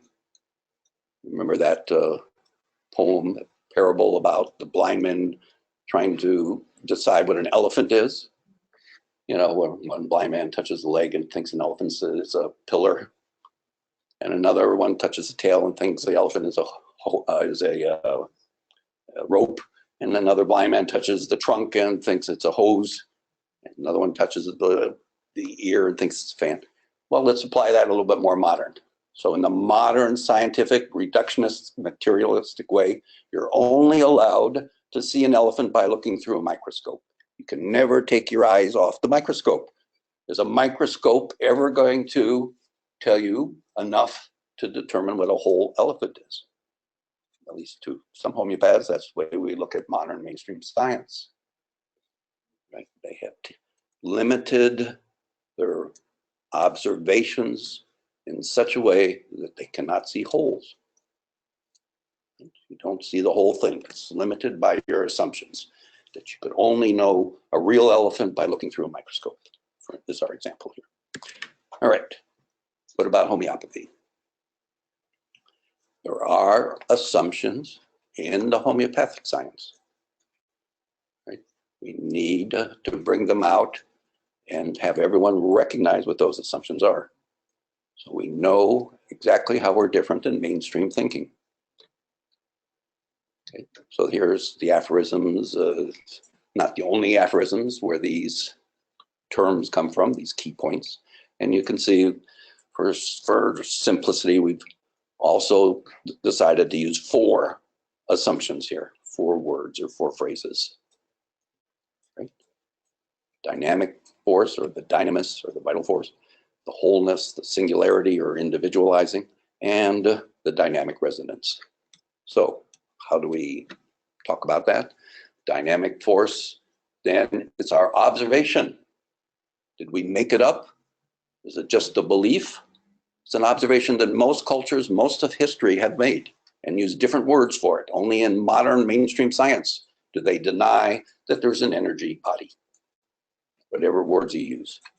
And in homeopathy, we further say it's not the chemistry of the medicine, it's the dynamis, it's the energy of the medicine. Right? We use lots of physics words to try to communicate with others.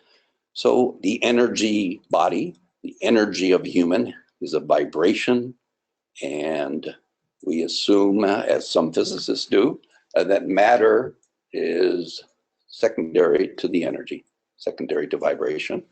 We need to treat the energy first in homeopathy, not the matter. Right, here's some examples. Every culture throughout history has some recognition. They observe it. Did they make it up? Is it a fantasy? Is it just a belief? They observe it, as did Hahnemann. More examples, right? Before Hahnemann talked about the vital force, the medicatrix natura was already in existence. Hahnemann decided not to use that phrase, the V's, because it had so much baggage with it. Everyone thought they knew what it was and had their assumptions of what that meant.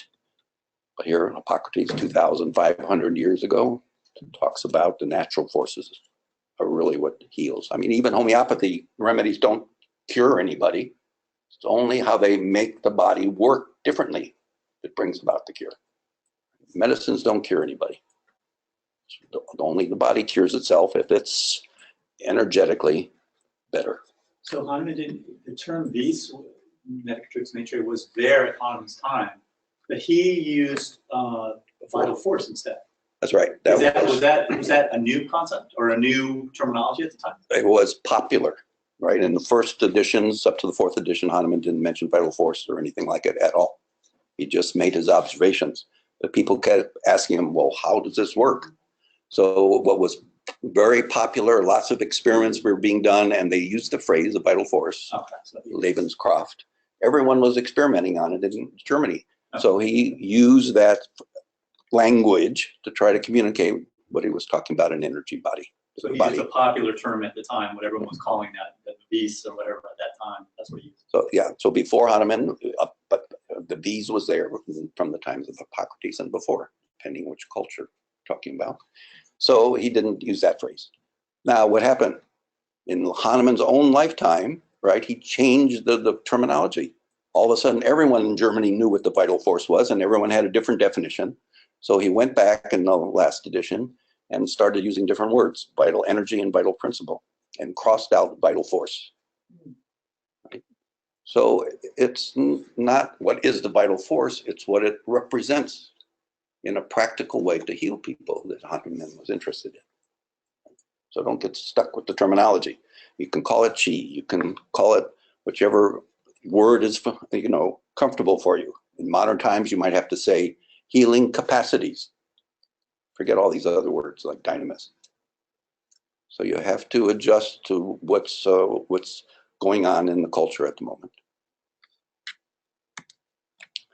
Right, it's in our common culture, right? Our fantasy culture, our mythology. It's there. Vital, the force is with us, or force be with you, that's the phrase.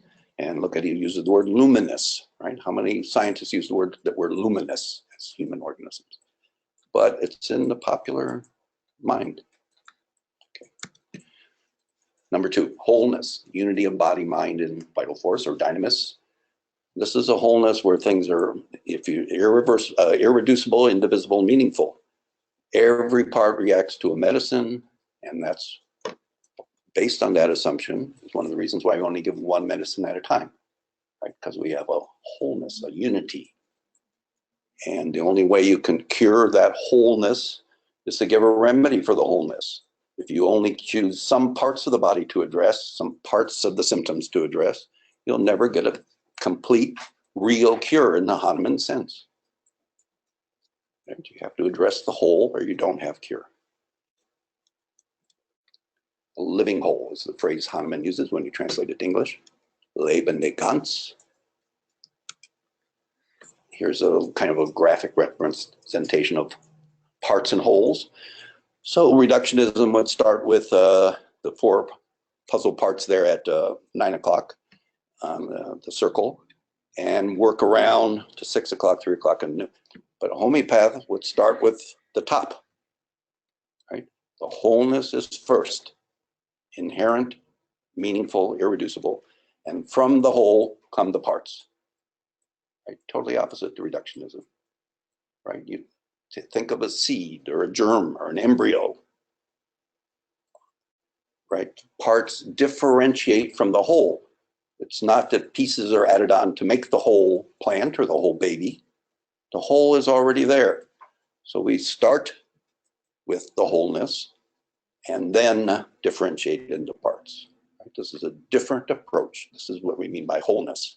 Now, holistic medicine usually goes the same way as reductionism. And so they would stop maybe at 9 o'clock instead of 12 o'clock, or they stop at 6 o'clock.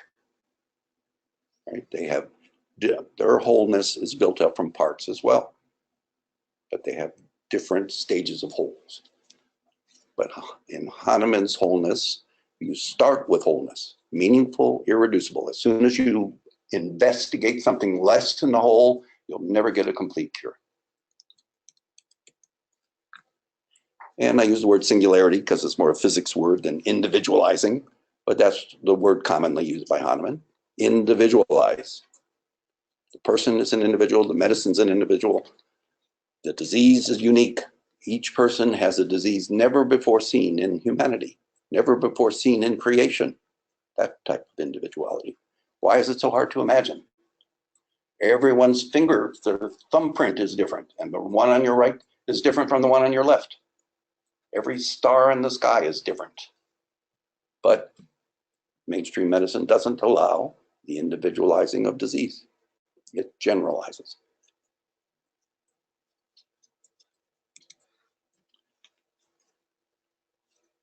So, right, trust me, it's not, it's a belief. People think it's correct. The fourth one, how do medicines and living organisms interact? So again, we borrow language from physics, a dynamic resonance. The energy of the body interacts with the energy of a remedy. Remember, medicines aren't alive. Don't say vital force or V's for the medicine. It's an energy. There has to be a resonance between the illness and the medicine. And then there's a response. And if we use the law of similars, we'll get a healing response. We can use modern language like thermodynamic energy of resonance transduces to material results. Again, we're just borrowing language. We're borrowing language of resonance here, sympathetic vibration. Okay, we're borrowing frequencies, right? Here, even in the mechanistic model, if you move, there's frequencies. And here in this little, diagram, they're just showing that there's frequencies, different parts, every part of the body has different frequencies. That's why we don't have a machine, a device to measure our imbalanced resonance. Everything has a different resonance in the body. It's complex. And here's the word transducer. What are we talking about here? How does the energy of a medicinal substance become healing energy in a person?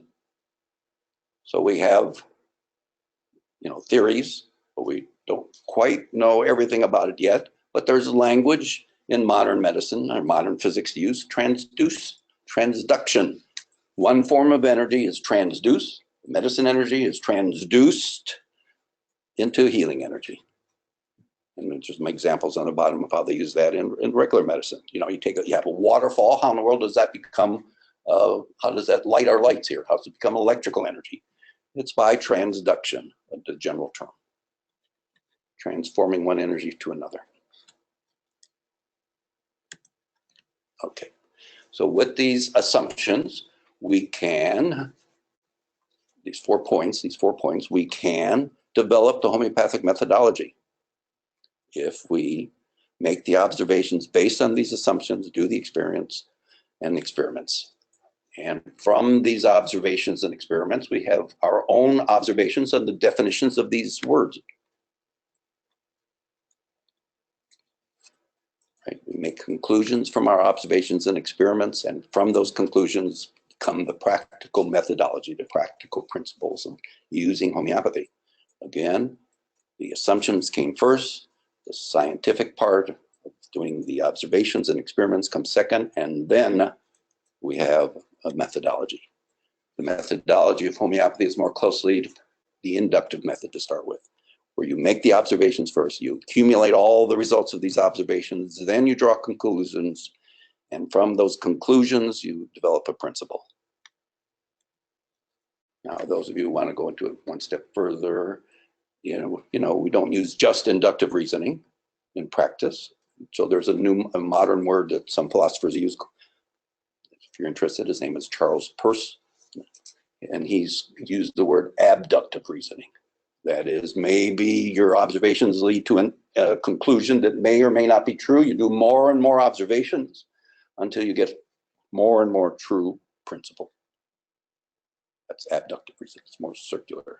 You do the deductive and inductive together, and that's more the reality. What do you mean inductive? You do the both together? Is that modern medicine does it all the time. They start with a theory, they do their experiment, they think the results apply to everyone, the general conclusion. Right, that's deductive. Then they do then they give it to sick people and they find out, whoops, we ignored something. So then you refine it. So it's circular. It's the theory. That's abductive. Abductive is the circle. But that's what we do in homeopathy too. In homeopathy, Hahnemann started with the inductive. He made lots of observations. That's the way the organon's written. Lots of observations first and drew conclusions, and from those conclusions got principles. In his early editions, he did not call it the law of similars. He called it a maxim or a rule. So he got experience more and more, and then later on, he called it the law of similars. And really, this inductive reasoning, this is kind of how we treat patients, right? Because we give them a remedy, we have some response. It's like, eh. So then we have to retool and come back, right? That's right. And then keep modifying. Right. Yeah, so it's not just one direction like deductive or one direction like inductive. Okay, so now you can see why we get 4 points for allopathy and 4 points for homeopathy. We can directly compare them. Instead of thinking materialistically, we think dynamically. Instead of thinking reductionistically, we think holistically. Instead of looking for the commonalities, we look for the individualities. And instead of believing that medicine and people work by mechanisms, that works by energy, by dynamic resonance. Okay, so we could stop here, or we can go into it in more detail. Where do the principles of practice come from? They can all come from these assumptions. So let's change our language a little bit. Instead of calling them key points or belief systems, we're now going to call them coherence axioms, those 4 points, because it's like math and physics. Axioms are self-evident. Coherence means they work together, and we need all those assumptions together to really get the full homeopathic methodology. All right, so let's expand those 4 points. What it does in a living organism, what it does in a medicine, what it does in health, and what it does in disease. That is to take those 4 words and expand it into all these parts to show where the principles of homeopathy come from. So we have the assumption of the dynamic force. There's a dynamics in the living organism. In health, it's in equilibrium. In disease, it's tuned. And we have a dynamis and energy in a medicinal substance. It's the action of the energy in a medicine that's important, not its chemistry. And then we have the assumption that the dynamices interact between organism and medicine in disease. Okay. Take the axiom of wholeness. If we make the observation of wholeness, then we understand that life's form is one meaningful oneness, and that there's a unity of body, mind, and dynamis. And that therefore, if there's a unity, disease is the whole organism, not something different than the organism. And if we look at the dynamis of a medicine, then we have a energy. We want one energy, so we know what's doing what, and therefore we use one energy at a time, because the wholeness of the disease is addressed by the wholeness of the energy of the medicine. Singularity, unique life forms. In health, everyone has their own sensitivities, and individuality means when a person is imbalanced, they have their own disease. Each medicine is unique, and so we need to know what the uniqueness of the medicine is of itself before we apply it to disease. And how do medicines and body interact? We believe that there's a unique resonance of each whole organism. And in health, we're in harmony, balance, attunement. In disease, we're distuned, disharmonious, imbalance. In medicines, there's a unique resonance of each medicine, and we can enhance it by potentizing the medicine, by preparing it in a way that releases or makes available that energy to its maximum. And we can cure with similar resonance of medicine and disease organisms. So although Hahnemann came upon the law of similars by experimentation, we can derive it from our assumptions.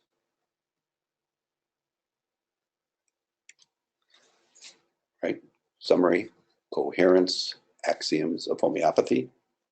Right? We're homeopaths, so we want to make sure we have it as definite in our mind as we do the assumptions of allopaths. Here's some further definitions of those words. And now we have stated our science in homeopathy. Right? And if anyone's really interested outside of homeopathy, we have a language to talk to them to show that there is more than one way to do science. Okay. Any comments? All right.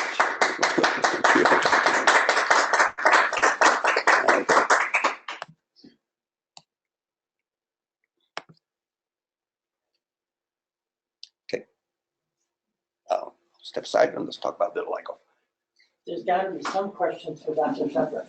Who has questions for Dr. Shepherd? This is our opportunity to get one of the best minds in homeopathic medicine. You got to have some questions. Oh, you're minors in philosophy. Most of we're here because we're practitioners, practical. So I think what you do is very useful for what we need to do day to day. But sometimes we have to step back. So do they do any inductive reasoning in this conventional medicine? So if they do something, if they say, they do the same experiment over and over again, that's like doing to verify the experiment. And then different experiments trying to do the same thing come up with different conclusions. I loved your point. I love Dr. Shepherd's point about the assumptions, because you can't state it enough. If you're assuming something, you're going to base your whole scientific studies on it. It's like his first great photo of you're looking, but you're only looking at what your mind says you should see. Who would ever think that's true? But I think it is true. And the trouble is, if you have certain assumptions, you'll never do the other tests that could verify the other things. And then you'll never get funding for those tests to do those assumptions if the people funding it are having the same assumptions as you or telling you what their assumptions should be. So I mean, those are things that are just kind of given that nobody even thinks about. Yeah, you can only see things through the paradigm of how you understand it. Even going back to the, Nina and Santa Maria coming across the ocean, and the natives couldn't see boats because they had no idea what boats were. So, I mean, not that it looks like that. You don't have the neural connections to see it anyway, so it makes sense. It's so true. They say that you can't see out there if you don't have it here. To say my wife recently got a red car, and that's super like wow. You know? And all of a sudden I saw red cars everywhere. And you must have been there all along, but you kind of saw them. So it's like, unless you've had it here. It's interesting, the assumption about allopathic medicine. It's interesting, the reductionism versus the dynamism. And I think part of the issue with allopathic medicine I see is it's reductionism, but it's also based on pathology. What is pathology? Oh, you have a tumor. You cut it out, fix it, kill all the cells, let's see what it looks like, and then I'm going to tell you about you. But you've taken out, why can't they understand the dynamism? Because when you have dead tissue, what's missing? The dynamism. You've taken it out. And that's why, they have a hard time with acupuncture, they have a hard time with homeopathy. Acupuncture, where are the meridians? I don't see them. They're not, because it's an energy network, and it's like you disconnect the battery, and you look at the wires, you don't see the energy transfer. And then all of allopathic medicine is based on pathology, studying dead tissue. And this is why in pathology it's so difficult. You look at tissue, and the pathologists have a difficult time sometimes agreeing, is it cancer, is it not cancer? And if it is cancer, is it going to metastasize, or is it going to be not so bad? They can't tell because it's like they're looking at one frame of a movie, and they're trying to predict the whole movie. It's very difficult to do that. When I went to Michigan State, I would like to hang out in the archives of the library. So, the dark secret things in the basement that nobody went to, and you're not even allowed to touch some of the books because they're so old and fragile. And I don't even remember who the doctor was, but there was a book that I found that there was a doctor that proved the meridians, but of course, since allopathic medicine didn't see that existed, those papers disappeared. And how often does that happen? And people, get shunned to other countries and things like that. I have a question.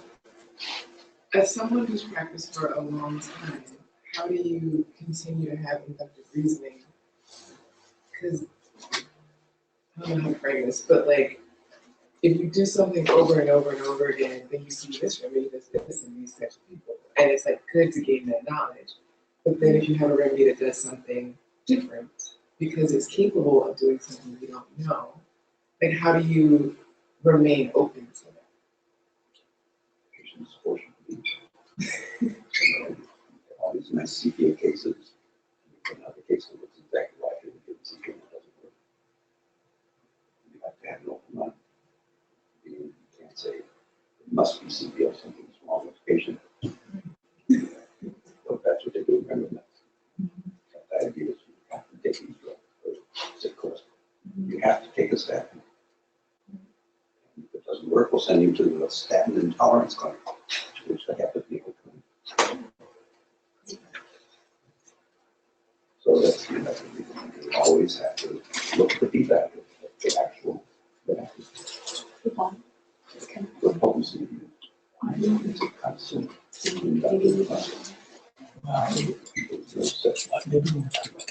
Oh, you want to do it next time? Do the paper next time? Yeah, sure. Whatever you want. We could do it in 5 minutes. Okay. Why don't we put this down? Let's put this down. Let's put this down. Why don't you talk from? Why don't you talk from the computer? That was not going to be able to hear us. Was Charles first. Yeah, the article. Yeah. Thinking and first on the way people live. They don't do that. They don't do just this or just inductive and inductive. I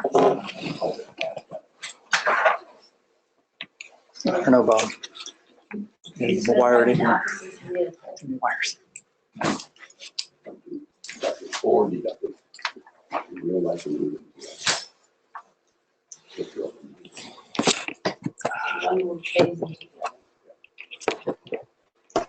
Your point is really well taken. I mean, the better you get, the more you see, oh boy, every time I see CPS, I'm seeing all these 6 or 7 keynotes.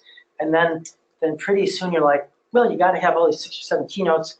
And then you're getting really good at picking those up. But then that's why you go to these National Center of Homeopathy meetings where you hang out with Andre and stuff. And then they'll show cases that have a really rare symptom, that you've never seen a sepia do before, and the whole case is based on those 2 or 3 weird things you know are seen in this rare case. So then you come home and you say, oh, I thought sepias had this, and that. But look at, there's these 2 or 3 things that I never even read about, and then the person will say, well, on this obscure thing, you know, on this proving, one of the proving symptoms is this. And then not instead of like a little box, now your box has gotten bigger, and now you're like, okay, so it's not just these people are sepia, but there's these kind of unusual aspects of sepia which I never knew about before. So the good thing is when you start seeing really advanced practitioners say these like really rare keynotes and stuff, then it makes your picture get bigger, you know, and so that's how you kind of keep from getting kind of narrow-minded with you. But you got to be open to it, because otherwise you'll be like, well, unless you have this, and that, you're going to miss a lot of sepias. So that's really the point. Yeah, it makes sense. I had a reaction from Arnica that was unexpectedly rare. They're like, so that's where you think allergy has to be. Was kind of the feedback that I got, and then a few of homeopaths were kind of like, I mean, anything's possible, but I've never seen that. I didn't know what to do with it, but they kind of remain. They also didn't, but it's an interesting. I just wondered how that works. Well, in a case like that, you know, it says you got a reaction and you read everything you can about arnica and it doesn't show up. Then the practical thing as well, the arnica was close enough to stir up your healing ability, and it's revealing what you really need instead of putting it in a different framework of side effects or something. What's wrong with it? So that's the dynamical. So that's the practical implications of the inductive rule. There's nothing that's impossible. Can't say that. Everyone's different. But if you try to put it in the framework of allergies or toxins or side effects, then you're using assumptions. You would be a good prover of maybe arnica or maybe other remedies if you're so sensitive. Yeah. The other thing you can do with funny symptoms or signs like that is then you can go back to either the toxicology journals, like what happens if somebody overdosed on arnica or whatever, and then if they say, well, only 0.0001% of people have rhinitis and this and that, then because then that'll show that it really has happened in somebody before. It's very rare and hardly anybody gets it, but that's or you could actually look at the proving. So that's why really intense homeopaths, not only do they read cases, but they actually read the proving symptoms. When Hahnemann gave pulsatilla to somebody, what did the provers get? And maybe only one obscure person had exactly what he had. So it's not something that lots of the people got. So you could look back and look at it and then you could say, oh yeah, nobody knows about it, but look, Hahnemann himself said that in this proving, look at, Staff or one guy, whatever the guy's name was, or gal had that symptom. So you could look it up that way. So people that really take homeopathy seriously will actually go back to the original provings, which are like a phase 1 study, or like going back to the toxicology. And then that's one way to look it up. Whereas other people may say, oh, I've never heard of that. Well, somebody may have, and that's the 2 databases to check. Well, there's also one other thing, because we know that our database is comprised from intentional provings, accidental poisonings, and clinical. And I don't see that as a static thing. Why can't somebody be given a remedy and have a response to it? Well, I don't know what your response was, but things get added to the database. Yeah, I mean, I don't think the database became frozen when Hahnemann stopped looking at his remedies. That maybe your situation where you had symptoms could be somebody else's symptoms with arnica, but we have to have the mechanism to add it as a clinical case. And, usually when it gets added, when you look at the repertory, when it gets added, there are doctors, I wouldn't add something myself, people like Andre Sane or somebody might want to add a symptom to the database as a grade 1, and then later on, if it's seen again, they upgrade the grade to it. But it doesn't mean that it's not impossible. You know what I mean? If you had it, it's not impossible. But again, somebody that would have to understand you, your case, your symptoms, to know if that's a possible new symptom for arnica that we haven't had reported before, or it's just something you know, because sometimes you give a remedy and it aggravates the symptom and you need a remedy for it. So you have to reevaluate what happened. So, but it doesn't mean that the database that we have now, it's, you know, we use a static repertory, we have cases, but it doesn't mean that other things won't be added to this. I mean, I just saw 4,000 remedies. The last time I looked, it was 2,000. So, yeah, you know, that's a lot of stuff going on. It's just amazing that it's also open, but still such a procedure. It's just Yeah, but you need somebody that works with homeopathy to look at what happened to you, what you experienced, what you were, what you took, and, you know, and see, is this an old symptom, is this a new symptom, is this a symptom of a remedy you might have needed, or is it an obscure symptom found within the proving somehow or the poisoning somehow of arnica? That's not a mainstream symptom. I've looked up in the repertory sometimes for a symptom that I had for a patient. I couldn't find it in the repertory. I actually had to go and research the journals and stuff to see it was there. It was never added. So it's not a perfect system. It's a usable system, but not a perfect system. When I look under Allen's encyclopedia, which is a collection of provings for remedies under arnica, here are the symptoms under nose. It says frequent sneezing, sneezing twice in succession, followed by a pain in the left side of the forehead as after a violent blow, coryza in the evening when going to sleep, catarrh of the chest on waking in the morning, violent coryza, epistaxis. So there's a lot of symptoms like some of those symptoms like that. Yeah. So those things were in the proving. So you would be a good prover for probably for arnica and maybe for other remedies too. Sign her up. Sign her up. I'm actually working in Andre's Materia Medica project, and we have one or two people in the group in the Materia Medica Per project with Andre who really are good provers. And any remedy they take, they always get all these symptoms, and then you just record it and see it. If it's a small known remedy, how else do you? There's some remedies that aren't well proven, so how do you get more data on it? You give it to people who are sensitive, and then see what plays out. And some people react to remedies for a long time. You know, some people it's short, something happens reproducible each time, and some people they get a reaction, it goes on, and then this happens and that happens. It's interesting. Well, I mean, Hahnemann was just a couple hundred years ago, and how many new remedies are there now that there weren't before? How many more people with more combined opportunities for expression of life are there now that there was before? How pure is anything now compared to how it was before?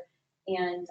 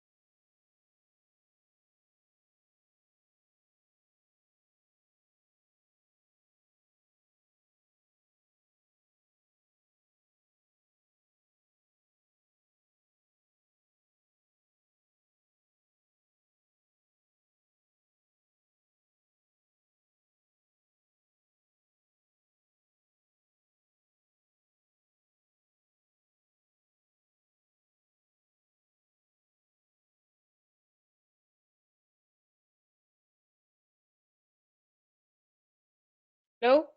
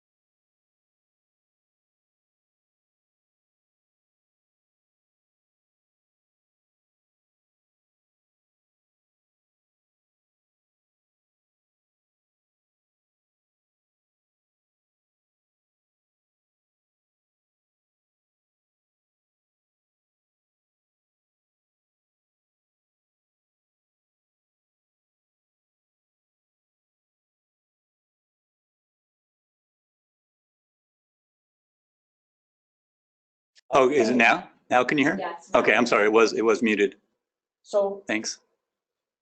if we go I have a back question. one slide, so That basically, first case, it looks like a male on the left.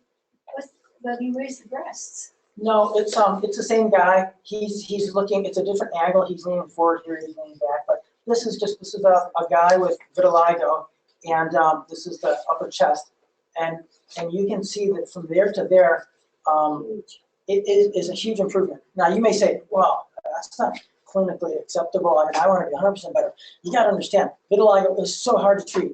I mean, there are people that spend thousands of dollars on light treatments. You get over a whole year, and it looks maybe 10% better than this. And everybody at the meeting says, oh, that's a great result. But the patient's not saying that. The patient's saying this is terrible. So from a conventional standpoint, these guys are getting great results. And these are just with remedies only. And look at this. This is upper back. And look at this. This is like almost completely. This is just reflection here.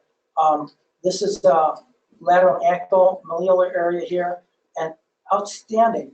This is a forehead. Much better. This, let's see. Oh, this you have to know. This is, I think, a lumbar or part of the back somewhere. And it actually goes from here down to there. Poor quality photos, but nevertheless, this is really filling in here. And this is behind the legs. I think it's the calves. This is like.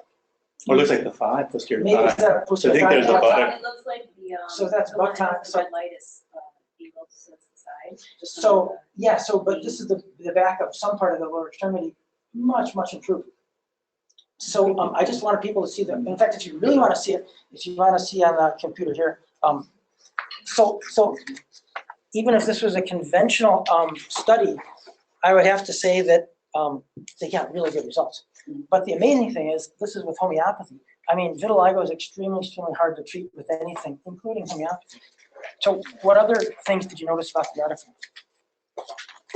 It was interesting that the, so 13 women, 1 man, so 14 people. And mean follow-up of 58 months, that's 5 years. So you have 5 years of follow-up. Right. Which is amazing. That's pretty so, good. but that means maybe this changes occur over time, which is in practice, if we're going to see changes like this, that's what we'd expect. It's not going to happen in a month. Melanin is not going to come back in a month. It's going to be over years. And I'd say with a lot of chronic diseases, that's what we see. We treat them for years. I had some students in the office the other day, and I had some patients, they were there, oh, I've been a patient of 20 years, 15 years, 25 years. You know. So yeah, that was definitely a plus of this study. It wasn't like they said, well, here's a case and this is like 2-month follow-up. I mean, because vitiligo takes a long time to happen, and it takes a long time to heal. So the fact is they had a good long follow-up. The second thing is, most cases you see, there'll be like 1 successful case of vitiligo being treated with homeopathy or 2. I mean, they got 14. I mean, it doesn't seem like a lot. If you grew up in medicine seeing statin studies and they have like 1,000 people, I mean, 14 isn't much. But for this kind of condition, you only see it 1% of the population. I mean, especially for homeopathy, this is huge. And then also the other thing was, it says that the mean time between the onset of the vitiligo and the first consultation was 96 months, 8 years. Right. So it was a lot. Most of the people had it for quite a while before they came in. Right. Of these 14 patients, and it's interesting that their conclusion too was that the people who had it shorter times did better. Yes. The longer they had it, the worse the prognosis. Which in practice, that's exactly what we see. The longer the chronic disease has been there, the harder it is to reverse. Especially the more allopathic treatment they've had. The older the person gets, the weaker, whatever, the harder it is to treat. But yeah, no, it's true. Vitiligo and alopecia areata, even though they're 2 different conditions, they're almost like the same condition in terms of the way they go. In terms of like alopecia universalis, you know, you lose all your hair, whereas vitiligo, you could lose all of your pigment. But the funny thing is, the natural history of both diseases act almost the same. Because if you can get it in its early infancy, it's easier to treat with conventional or with homeopathic.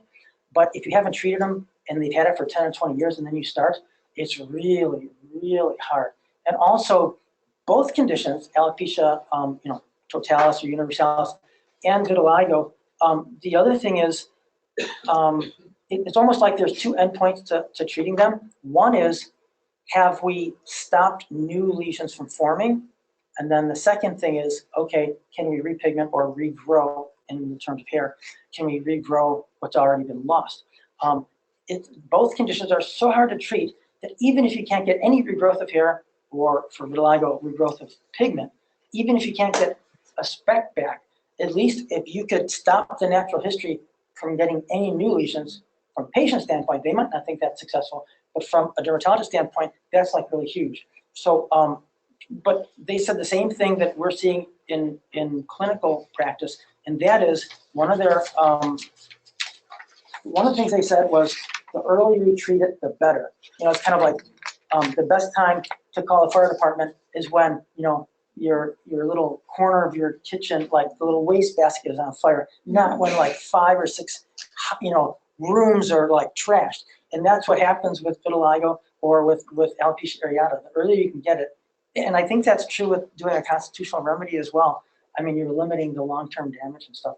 And the second thing was, and if there's one thing I learned from this, now every time I see somebody with vitiligo, I'm going to tell them, you know, this is not a slam dunk. You're not in this for like the next 2 weeks. I mean, this, if you want treatment, whether it's homeopathic or whether it's conventional, especially if they had it for longer than like a year or two, if they had it longer, they've had it. This is something that you're going to have therapy for years and years and years. So if you're not getting anything back in the next 2 or 3 months, don't give up. You know, and that's the trouble because many of the treatments are so expensive. Like light treatment might cost like several $1,000s a year. Now they're using biologics for things like this. That's like $800,000. It'd be like $80,000 to $100,000 per year for biologics for conditions like this. And if you're going to treat it for years, Do they work? Mm-hmm. But only while you give them. If you stop it, you go right back. You relapse. Possibly, like for psoriasis, for sure. Yeah. So anyway, so the bottom line is, if somebody says, yeah, hey doc, it's been like 4 months and your remedy isn't helping, you got to tell them, look at this article. It mirrors what we see. And that means, you know, you got to be patient. And nobody wants to hear that because I wouldn't be patient if I had that condition either. I want the results yesterday. But the only time I saw fast results was in a case I presented either last year or the year before. She had the vitiligo for like 4 months. And it was after humiliation and grief, so we gave her Staphylococcus for humiliation and grief. And within like about 6 weeks, the pigment came back. It was totally miraculous. But that's because she had it for only like 4 months. Most people come in 4 years later or 10 years later. So like anything else, the longer it has been, the more they have to be patient. And some patients don't want to be patient. There's no single group of remedies that are listed here under the treatments. Yeah. And you look under the remedies such as pneumonia, you never, most including see anything about vitiligo. Let's see this in the repertory, huh? Lots of these remedies are not seeing that in improvements at all. And then when you see that they use more than one remedy, there's no progression in certain patterns. Yeah. So you're prescribing not on vitiligo. So do you think they're going on chronic remedy symptoms? Which to me, that would be my strategy. I mean, because, you know, every homeopathic protocol. No stramonium in the rubric. White spots, not there. So basically, you would say go towards the constitutional chronic remedy prescribing, don't go for the lesional prescribing. More than that. More. Mm-hmm. Mm-hmm. I agree. That's what it says in the conclusion. If you look at some of the specifics, you know, there's these books that say, here's the name of the disease, and here's the remedy for good for it.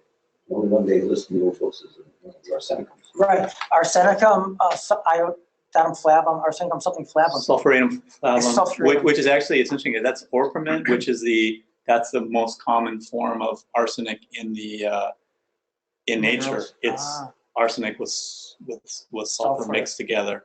And that's what they used to use as like a poison, like on darts, and that they used it in paint for a long time for like a yellow paint color and stuff like that. Yeah. So that was the most, at Hahnemann's time, I think that was the most common form of arsenic. But he used the arsenic amalgam, the white arsenic trioxide. But the reason why that's important is because every single remedy or every single homeopathic article on vitiligo I've ever read or even just glanced at, they all say, oh, use arsenicum, sulfuratum flavum. And so that's like lesional prescribing. It's like, well, it works for vitiligo. But I had one patient, I think one or two people where nothing else worked, and I gave them that, and it didn't do anything. But I mean, it didn't match them at all, except for white spots. The other point is,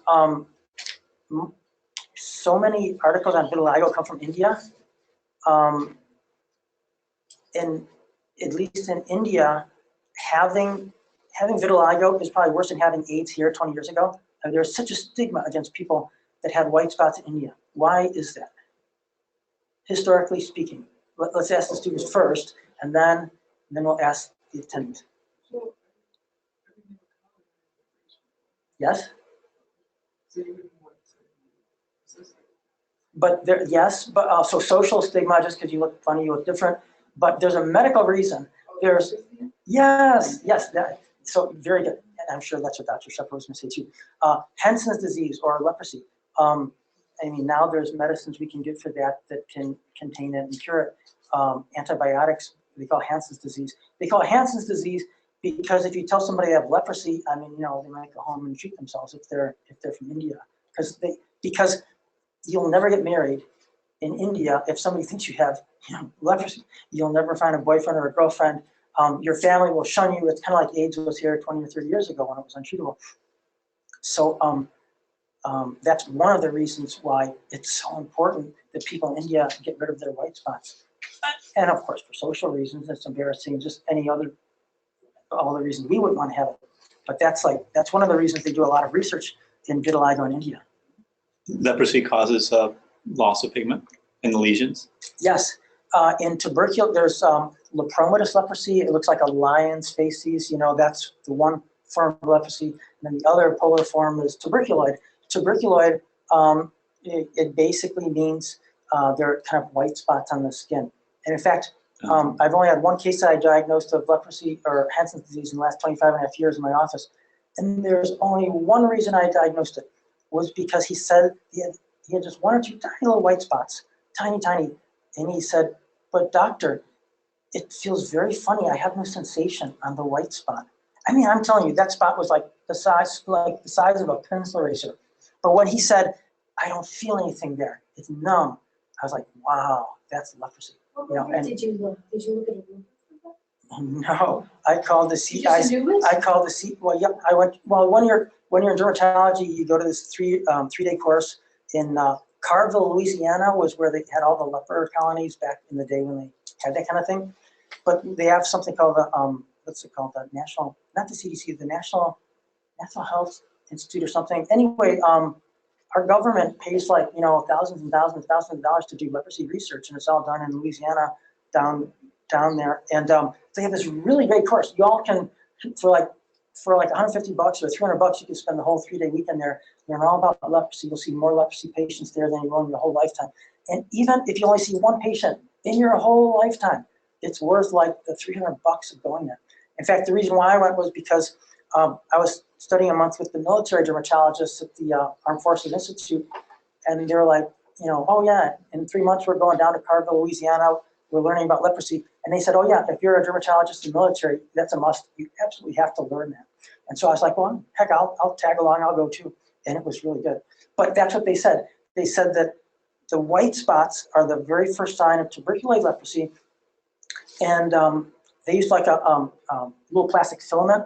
But what you could do is you could just get a 3x5 gloss pad, or if you don't even have that, get like a Kleenex from your Kleenex box. And in the little corner of the Kleenex, you can just kind of go like that. Just touch it like that. It'll feel like a hair is touching you. If they can feel it, that's good. If they can't feel it, you have to worry about leprosy. Now, the other thing was this man, he was born and raised in India, where it's endemic. But if they come from Mexico, remember leprosy is still endemic in Mexico. And of course, India and a bunch of other places. But and there actually have been a few cases in around the Gulf of Mexico, especially Texas and Louisiana.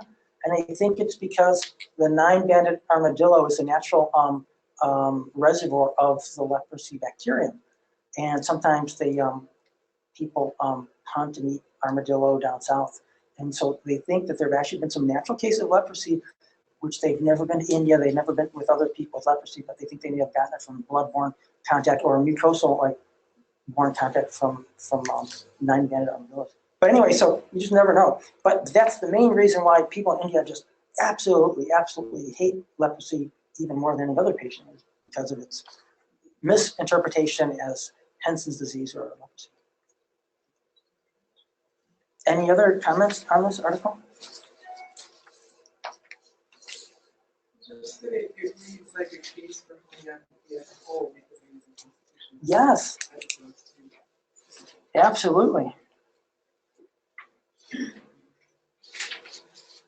The question I wanted to ask, if Dr. or Mr. Vasilkas was here, or one of these guys were here, I would like to ask him, vitiligo is so hard to treat, homeopathically or otherwise.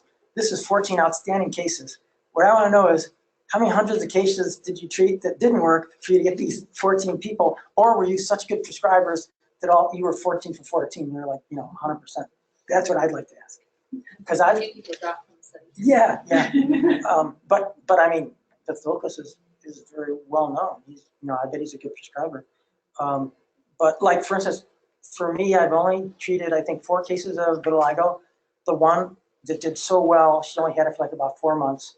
One person had segmental for like 5, 6, 7 years. She got maybe like that's like one of the hardest to treat. I think she got like maybe 40, 50% better. She was a calcarb and then she stopped coming, but she got somewhat better. And then the other 2, they had widespread for like many years, nothing. Now, the good thing was, it seemed like it may have stopped the progression, maybe, but they had so many spots, it was kind of hard to say. But I mean, absolutely nothing. So what I would say is, I had 1 out of 4, they rocked, they did so good, but it was just a really early onset case, or not a long duration case. And the other one helped a little bit, and then so 50% got no benefit whatsoever in terms of bringing pigment back. The one did great. So I'm going 1 for 4. So that's how hard it is. So if they But were the 2 that were unsuccessful that had widespread, how long did they stay with you for treatment? The one of them quit after about 4 visits. So I mean, based by on this, this, it might take years. we're talking 5 years, so that's. And the other one is still staying with me. She's on her 5th or 6th visit. She feels better, but no difference.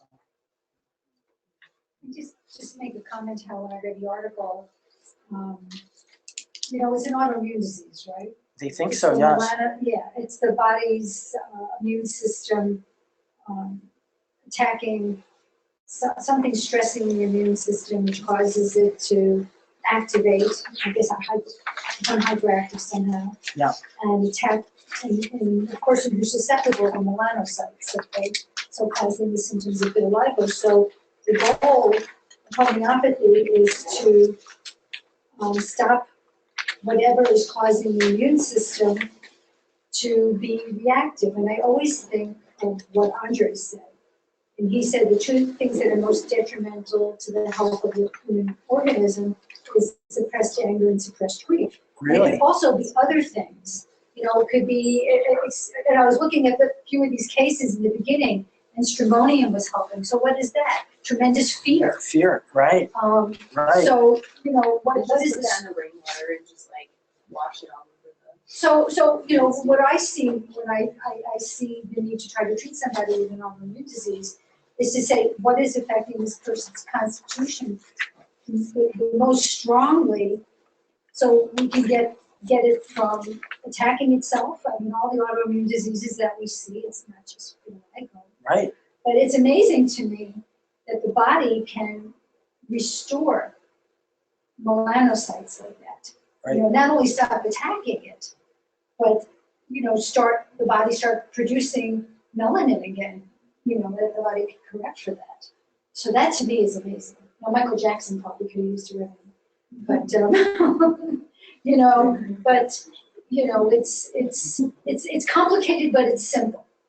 When you start looking at diseases and the studies, and it's like, what were we trying to do in these cases? We're trying to restore the constitutional health of the person, so its autoimmune system is in balance again, so it's not attacking itself again. I mean, that just makes perfect sense. Exactly. And under discussion, they said something really interesting. This is what we've been thinking all along, but in conventional term, they always say that, they don't say anything about psychological stress causing vitiligo, like a grief or an anger or suppressed whatever. They pretty much don't buy into that. But I thought that was great that was one of the first things said here, was they said that this case series shows that prolonged periods of psychological stress might be involved in the onset and progression.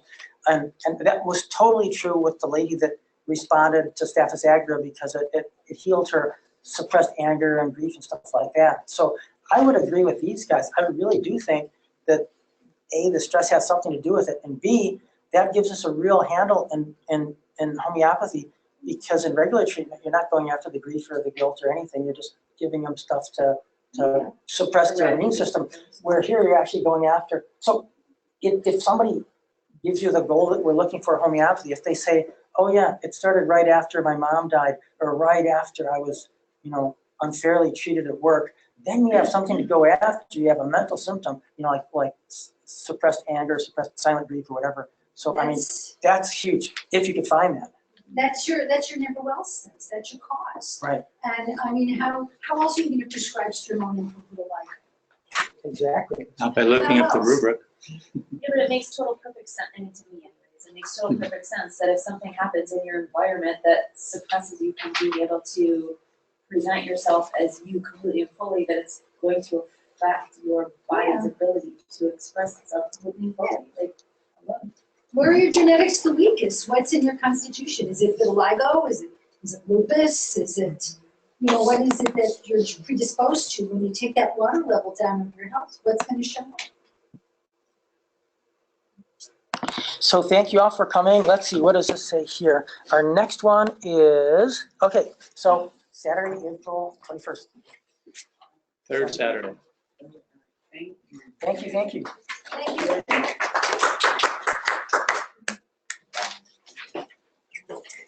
Oh, and the other part of this meeting is afterwards, a lot of us go out to lunch. So where are we going? This gives you an informal chance to ask all these experts, all these burning questions you had over Greek food or Italian food, or where you guys want to go? You want to go to the Indian restaurant? You want to go to La Viola? What do you think, Dr. Shepard? Are you sick of Indian food? You want to go there? We could walk there. You guys, whatever you decide.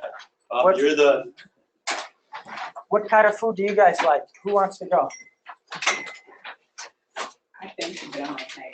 Okay. What do you think, Tim? What do you want to eat? How about Indian? Let's do Indian. Are you sick of Indian? Or you have to No, that'd be good. Want to go Indian? It's right across the street. We can walk there. We can walk there. Can I get the recording? Yeah, stop.